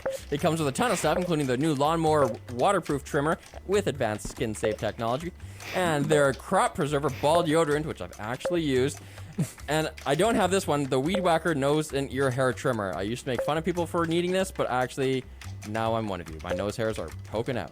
It also comes with their Shears 2.0 luxury nail kit. A lot of stuff. So head to manscaped.com/carpool20 today and get 20% off, plus free international shipping. I like that as a Canadian. I'm international. We are not domestic. And it all comes in their Shed travel bag, which is a very high quality bag. And there's a pair of boxers in there and a t-shirt. Good gravy. It's insane. Limited time only. We're also brought to you by Private Internet Access VPN. PIA helps you hide your true IP address so that you can bypass geo restrictions and censorship. You can connect up to 10 devices at once, and it includes an internet kill switch. That's a cricket bat. Okay. If your VPN gets disconnected involuntarily. PIA is available for Windows, Mac, Android, iOS, and even as a content criminal extension. So check it out as lmg.gg/carpoolcritics. Do it. We're just so bad at selling stuff. What is happening today? So for those of you who haven't seen this movie since, when did it come out? 2004. 2004. A 2 simpler weeks. time. 2 weeks after Dawn of the Dead, the remake. I didn't see that one either. It's okay. I did. Okay, Riley, why don't you remind us what happened with the... Hit us up with a bit of the remake. In a London suburb, 29-year-old Sean works a dead-end job, lives with his slacker best friend Ed, and constantly lets down his girlfriend Liz. So she dumps him. After a night of heavy drinking at their favorite pub, the Winchester, Sean and Ed very slowly realize that zombies have overrun the city. So they set out to rescue Liz and Sean's mother, Barbara. Fighting off zombies with a cricket bat and a shovel, they retrieve Barbara and her husband Philip, who's been bitten, before picking up Liz and her flatmates, David and Diane. It's a big group now. Philip apologizes to Sean for their tumultuous relationship before becoming a zombie. The group finally arrive at the Winchester, discovering that the rifle above the bar is functional. Barbara reveals she was bitten and dies. David tries to shoot her, leading to an argument, but when Barbara reanimates, a distraught Sean does it himself. Zombies break into the pub, devouring David. Diane rushes out to save him. Ed is bitten before he, Sean, and Liz hide in the cellar. With only 2 bullets left, the group considers suicide before discovering a lift that opens onto the street. So Ed volunteers to hold the zombies off as Sean and Liz escape and meet the army, who gun down the horde. 6 months later, surviving zombies are used as cheap labor and entertainment. Liz moves in with Sean, who keeps the zombified Ed tethered in his shed, where they play video games. LOL. Weird ending. I didn't like it. That's fair. In what respect? It's just like it passes it off as like a happy ending, but it's like it feels really weird I think because Liz and Sean are kind of back at square one, and oh, you kept your friend around, but he's a zombie and he's not really alive. Like, I don't know. Nah, dude, they're not back at square one. They're not, because the whole movie is about his like transition out of basically adolescence. There's this aspect, like you can think of the character of Ed as like a part of his mind. Yeah. And it's at the stage of life that he's in, it's holding him back. For sure. And so he needs to either destroy that part of his mind, Yeah. or at least what's more healthy is just shrink it down to a manageable size. So by the end of the movie, when this part of him, Ed, is still alive, but it's literally on a leash. And it's in the shed. So. Okay, I like that a little You know, bit more. you can be a functioning adult and still play some video games. No, you I know, know, but it's just, totally. I get that that's the metaphor, I guess. It kind of rubbed me the wrong way, though. I don't know. just from on a literal level, just like keeping Ed alive so that you can like go in the shed and play video games with it. It's funny. Yeah. It's funny, and I will say that about this movie because I don't want to get too negative right off the top. It is a very, very funny movie. We'll get back to the ending. I think it plays into the kind of mid-2000s zombie thing where it was like, see, like, we're all zombies. Like, in real life, everybody's a zombie. Consumerism, zombies. The Walking Dead, that's us. Yeah. And so I think it's playing into that, because that was, like, really what zombie movies were about in that time, is Right. trying to say something about society with zombies. Yeah, man. It was a zombie moment. Yeah. Zombies were huge. Now the kind of new trend with zombies is to tell a human story with zombies as the backdrop, and like Walking Dead or Last of Us, Yeah. it's barely about the zombies. It's about human versus human conflict and how that plays out. But at this time, you were trying to use the zombies to say something. Yeah, that is the more interesting thing to do with zombies, because they force humans to be in crazy situations. But zombies themselves aren't that interesting. No. They're they're pretty one-dimensional when you interact with them. The cool thing about them is that they just never stop. Yeah. They're Right. always coming, so you're never safe. You can never relax. Yeah. You're Yeah. always high-strung, and that just makes you be in shitty situations all the time. I mean, the interesting thing to me about the whole genre of like zombie movie, like when you just take like a generic zombie and think about the idea of a zombie, the thing that's interesting to me there is like what makes us human, right? Because this is an animated flesh machine that is like going around doing things, but something has been lost. It's not a human. We don't treat it as a human, even though only a human who is like innately familiar with the way that we like actually interact with us and behave would be able to tell that's not a human, that's a zombie, you know? So it's like an interesting question of what makes us human. But Is this the first movie zombie doesn't comedy? really- oh, I don't know. Well, I mean, like Dawn of the Dead's pretty funny, like the OG one in the '80s, and I mean, like, Intentionally?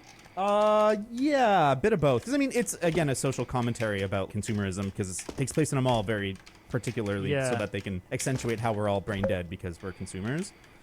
And so it's the first almost pure comedy.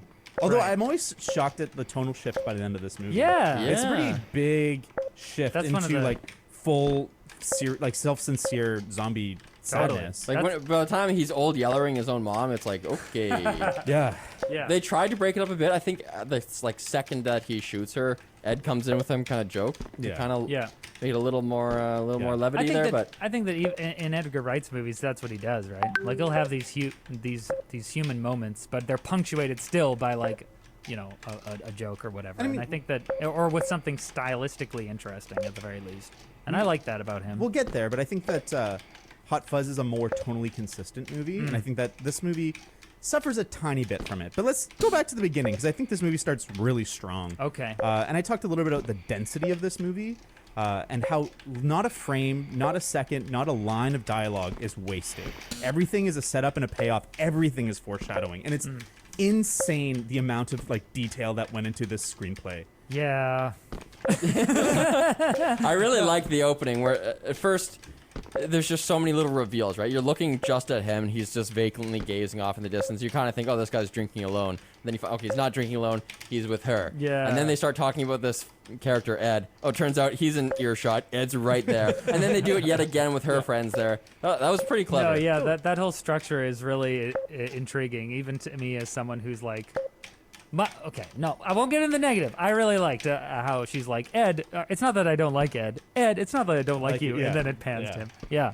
It's a great kind of way to bring you in with this like stylistic little flourish. Totally, but it also introduces you so well to every single character, and those are like the kind of main players. Like the mom and the dad come later, but you really get a dynamic for what's going on. Even how David likes Liz a little bit, and like how he's so snarky to Sean because he's overcompensating for his liking of him. Right. You know what's sick, actually, I just realized, is not only do you get introduced to all the characters, but you get to introduce them in order of importance. Where sometimes when you meet a gang of 5 people at the beginning, you don't know who matters more than who else. But in this one, you actually you meet the main character, then Liz, then Ed, and then those other 2, they're kind of more side character-y, but they are in the main group. Yeah. That's awesome. Well, and then like they set up Sean's character arc in the first scene. Like it's insane. Like most movies will introduce you to where a character is, but they're not within the first scene. They're not going to be like, this is what he's going to do. Yeah. Like this movie just sets it up. It's like he has to grow up. He has to figure it out. He has to learn how to love Liz properly. And Yeah. like, I just love that. I think that having the opening of a film set like in the middle of a scene can really help with that.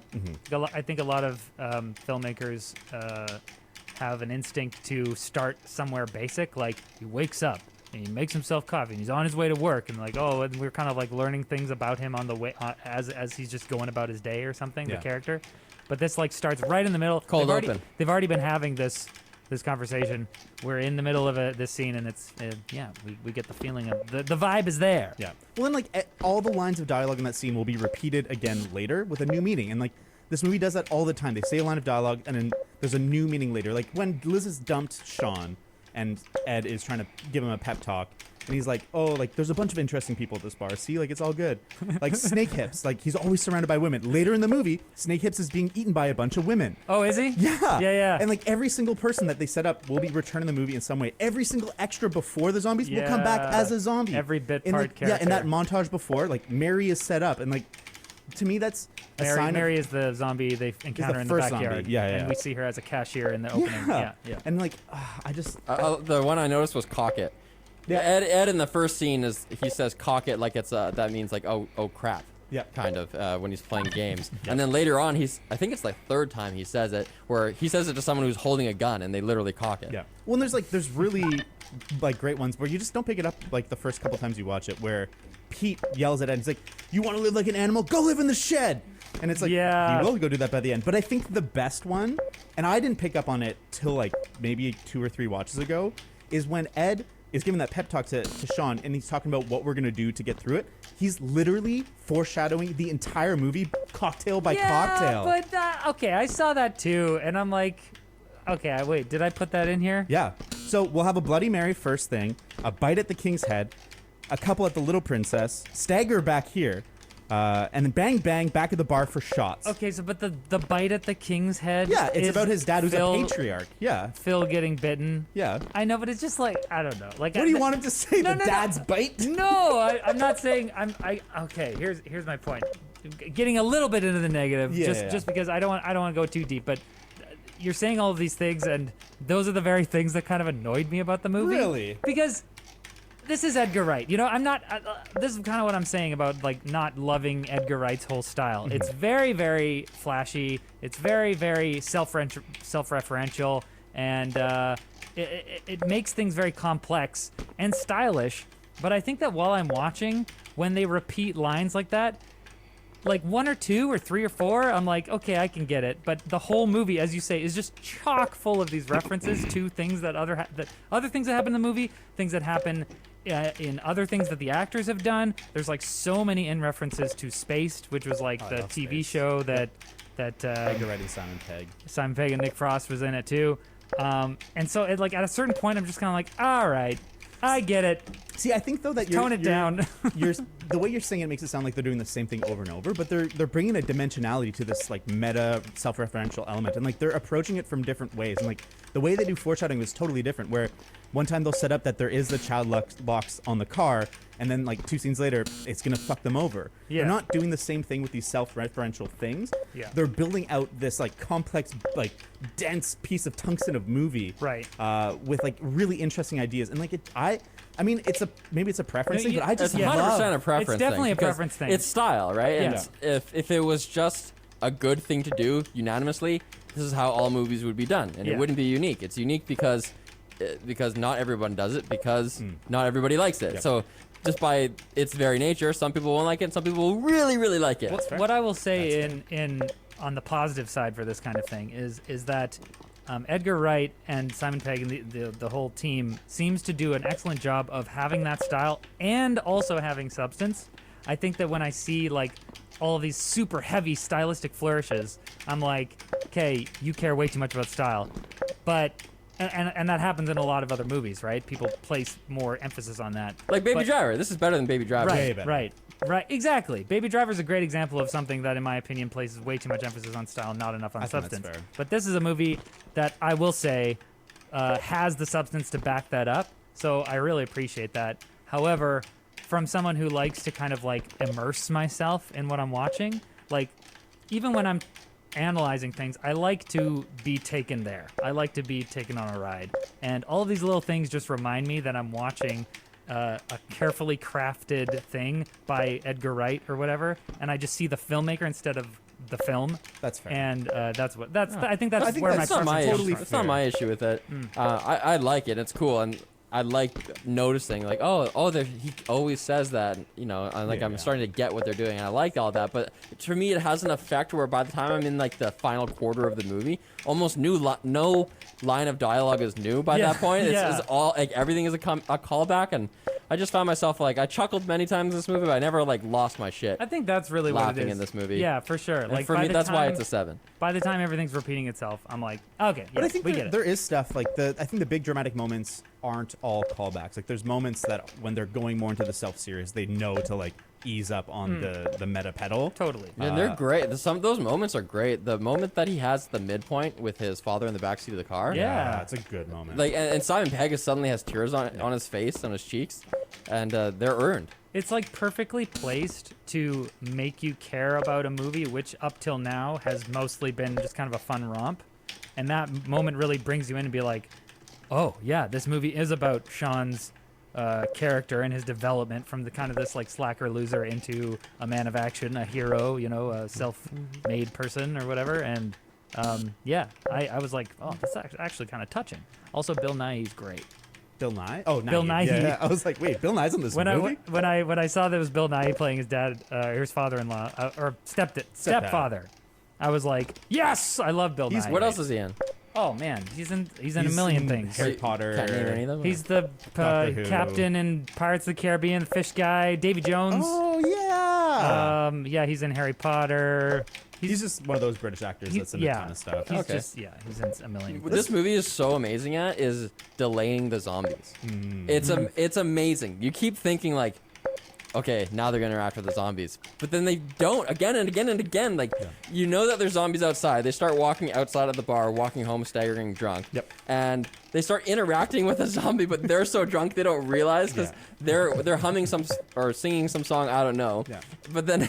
They interact with two it's zombies. so clever, man. The zombie down the road is just groaning, and they think that he's singing along. So the song they're singing happens to have groaning in it, and then they chastise it. The dude's like, that twat over there doesn't know the words of the song, and then they walk on. That's so funny.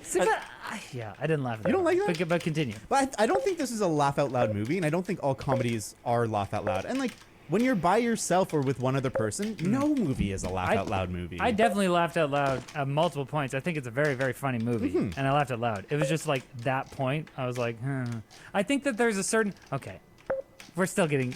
You're so set on the No, I negatives. don't want to be tired. Look, I'm not done. I'm Okay, talking fine, about go ahead. the Go ahead, delayed go ahead. gratification Yeah. is so good because they're setting up the zombies for so long because they do that again similar to Baby Driver. There's that big walking shot. He's going through the town. It establishes all these characters like the kid with the soccer ball and the shopkeeper.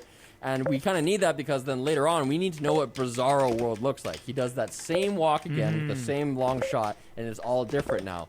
And that's the first time you're like, okay, now he's going to interact with all these zombies. He doesn't. Yeah. Then the bar thing happens. They still don't know. And then there's a zombie in their backyard, and they just think it's a drunk chick. It's delayed so far. Even when that first zombie is biting down on him, bearing down on him, they still are just like, man, this chick's nasty. He goes and gets a camera. It's just delayed to the max. I thought that was just expertly And I done. love that it's a disposable camera too. Like he doesn't even have a real camera. Or anything. And then after she gets impaled, he starts winding it up to It's pretty good that it's still as funny as it is all these years on. Yeah. Because comedies can really decay. I think that's it goes to show how much they invested into the different kinds of comedy, because like comedies now are very like improv based, and everything is like, okay, we get really funny people into a room, we give them a funny scenario, and then they play it out. But this is so crafted, so meticulously crafted. Right. Like even the little things like Sean getting a phone call and the receiver just comes into frame like an inch from his face, and like they had to try that out, have the guy fully extended, getting it there, and like that's a way of having like comedy, is things entering or exiting the frame in like an unusual way. I love when he's what, you never hopped a fence before and you found out the fence falls over? That was in the trailer, I think, but it's Oh, still, that's a Cornetto trilogy thing. Every movie has a fence jumping joke. Oh really? Yeah. I didn't Wow. see any of the other ones. We got to do them. We'll see how. Yeah. Do we have to? I love this style of movie. You just referenced another thing where they're just like setting up a joke and then repeating it multiple times. Just turn Robbie off even more. I think one thing we can all agree on is how good the transitions are in this movie. Like I love that they do the like really intense whip zooms on like mundane things, like brushing your teeth, opening Yeah. a drawer. I pulling call out- that the Requiem for a Dream montage. Yeah, and it's funny because like it serves as a good transition, but it's like it amps the intensity anyway, and like it works as the dual purpose for this movie, where it is a zombie movie and there is like death and like life stakes, but it's silly and like you're seeing jam being spread on toast really intensely. Well, And, like, but it's okay. also the monotony of everyday life, and it has some kind of unity with when he's riding on the bus and everyone looks like a zombie and they're all on their phones. Oh, and it's the sandstorm, whatever that intense song is playing. Da-na-na-na. Yeah, it's by a band with zombie in its name. That song is called Whoa Whoa. Oh. I'm not joking. But it's funny. Yeah, he's just on the bus and like the movie knows. Yeah, He likes it. I love it.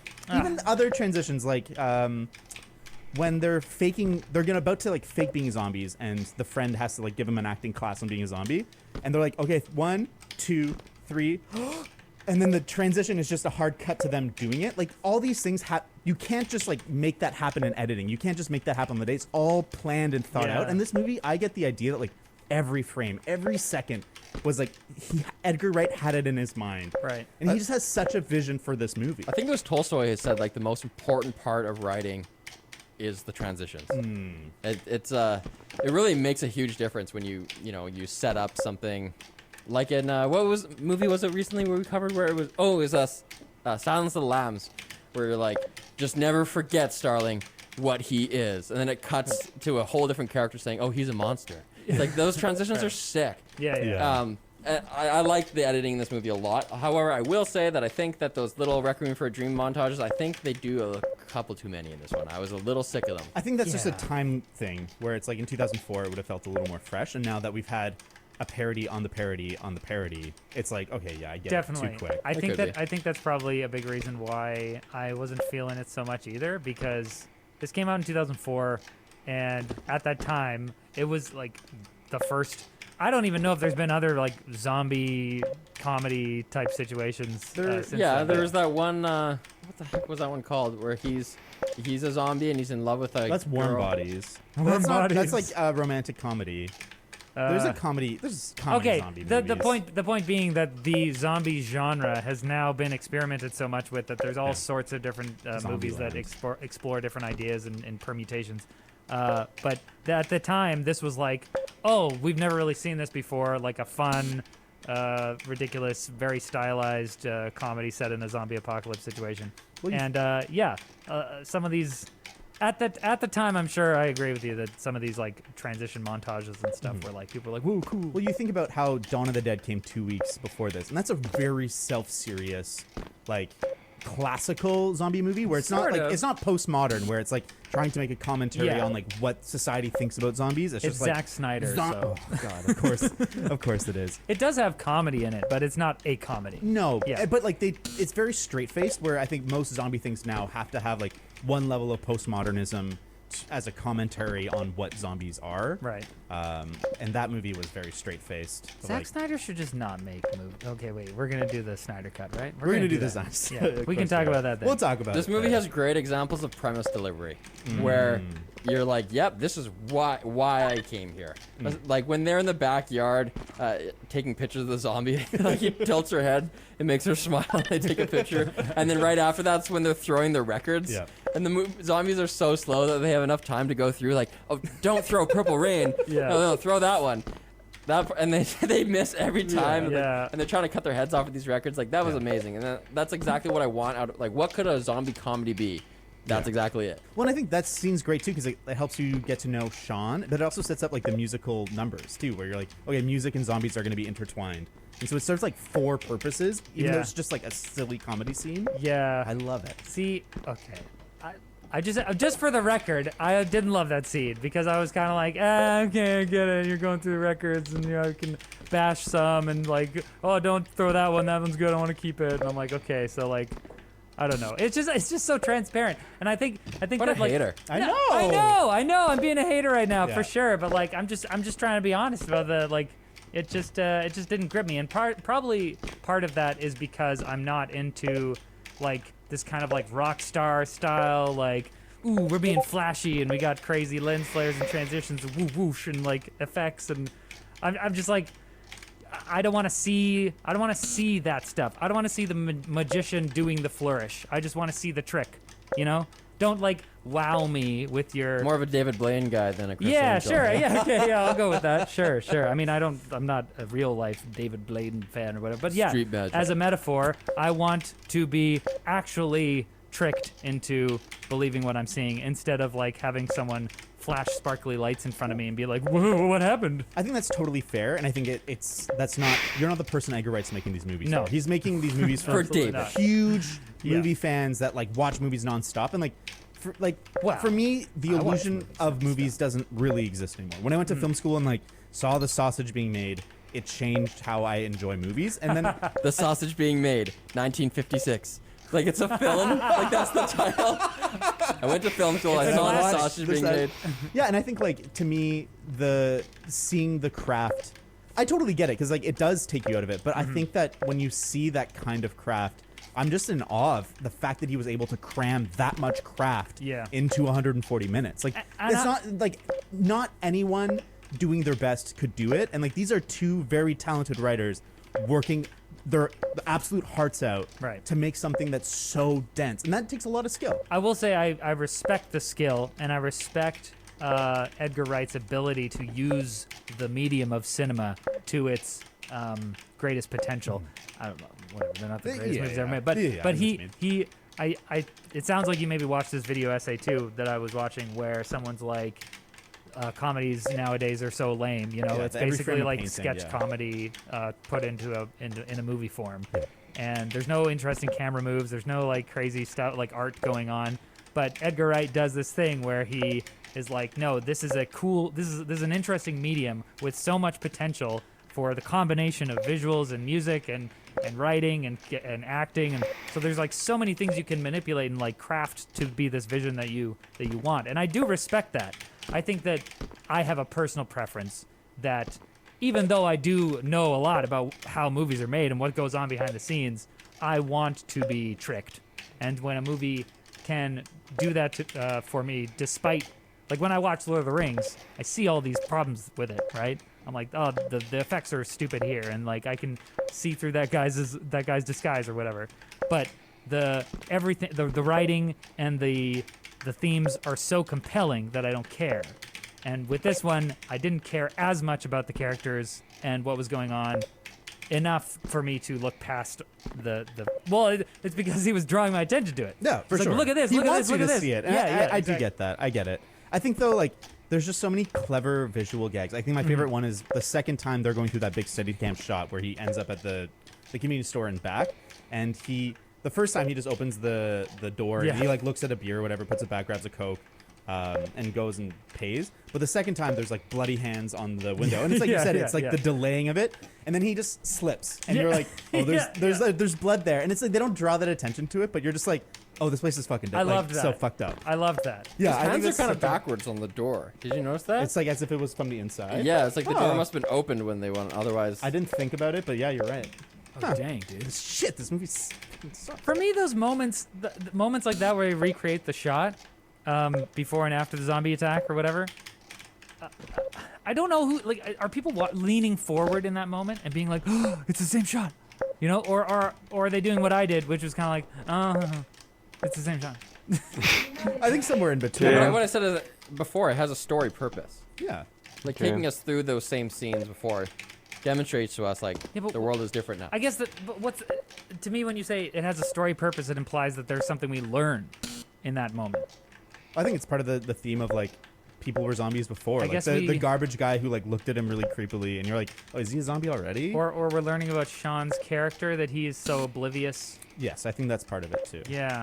He- It's just, people they are just really so- beat you over the head with that, though, I think. Yeah, but that's 2004. Well, audience, you know? what all I'm saying is like we know that the world is different now because we saw it before. We saw it in the normal state, and we see it in the bizarro state. Right, but like we don't need that whole shot to tell us that, right? We like look out on the street and we see the zombies and we're like, okay, we know.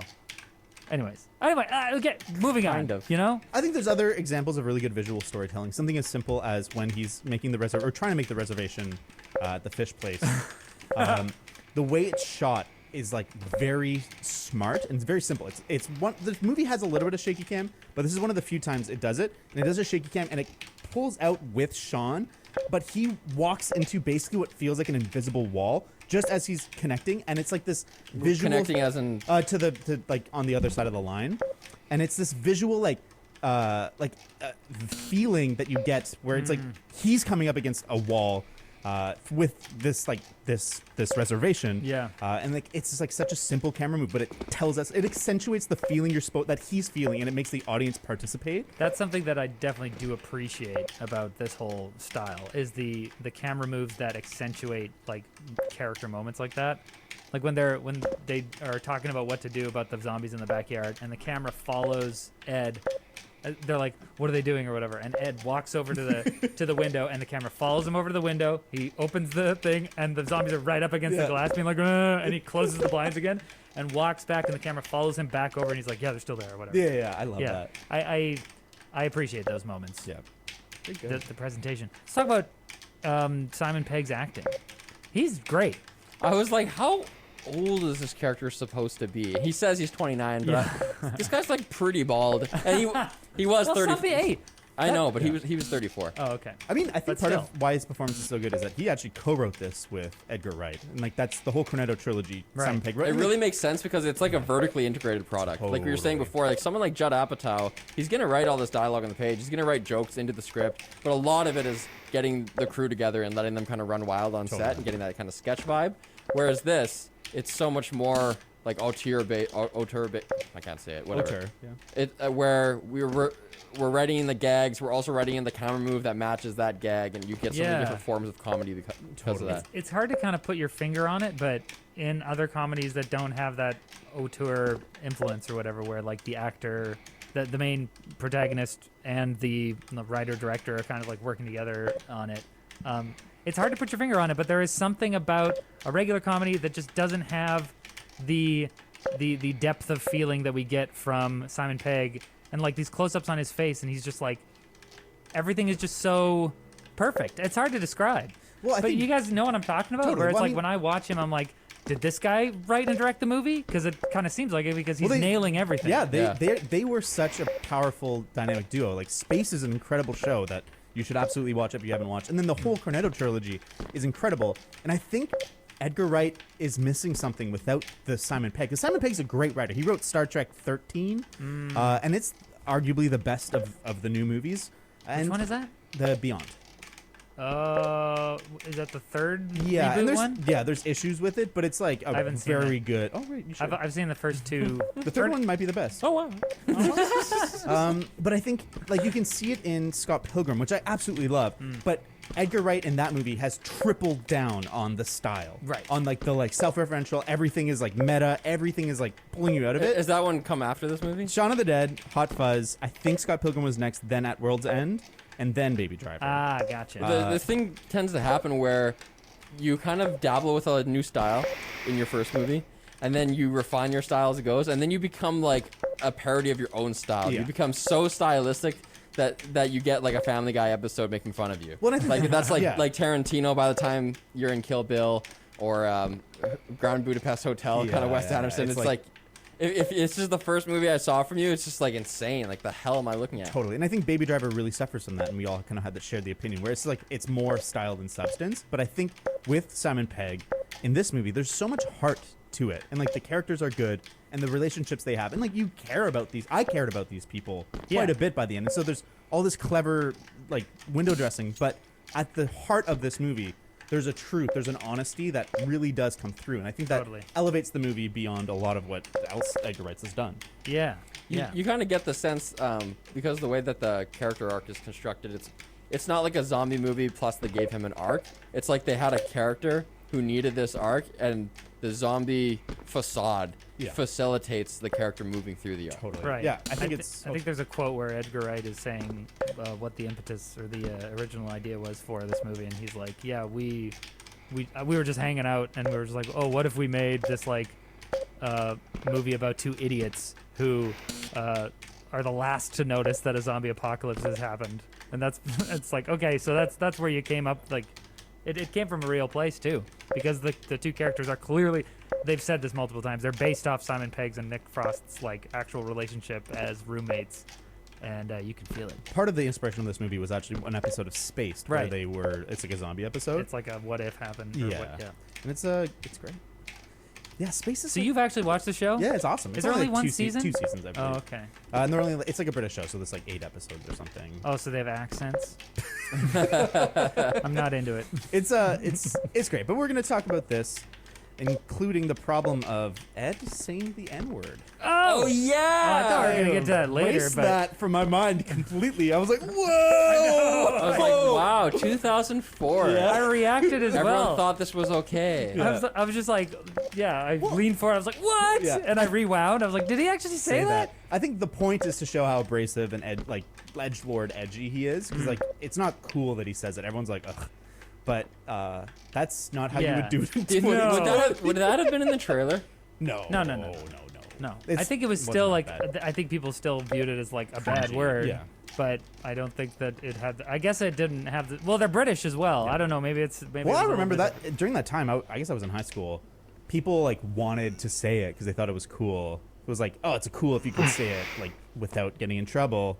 And it was like the card pass, and Yeah, I don't. card pass. I mean, and I don't stuff. ever What's a remember. card pass? Well, it's like you would get a pass to say it because you meet a certain criteria. It was bullshit. Oh, okay. I don't remember ever like that word ever being okay for someone not black to say. Yeah. So maybe I was just like out of the loop back then, but And I like I said, I think it is supposed to accentuate how his character is an outsider to everyone, and everyone is like made uncomfortable by him because Yeah. he constantly says stupid. yeah, shit. he's clearly supposed to. And I think the same kind of goes for when he's like gay or whatever. Yeah, yeah. But I think even that, I think that's a little bit more. He's not saying, I'm homophobic. Like this is what gay people would do. Yes. He's like, the movie is making a comment about how straight men are like afraid of like emotional candidness, Yeah, you know? for sure. They said that actually. Simon Pegg explained. Wait, can I read the actual quote? Yeah, for sure. Only if you do an accent. Ed, so like Nick Frost and Simon Pegg did a promotional video for people to lock down Oh, yeah, I at the remember very that, beginning of the pandemic in like March 2020 or something. And anyways, you can go watch the video, but in the video he mentions this the gay joke in the movie, and he says the original joke wasn't intended. I'm not going to do the accent. The original joke wasn't intended as homophobic. It was more a comment on the absurdity of straight male appropriation of homophobic signifiers in order to denote their aversion to emotional candidness. Yeah, that's totally what I would have said in retrospect too. Did they have a little disclaimer for the N-word?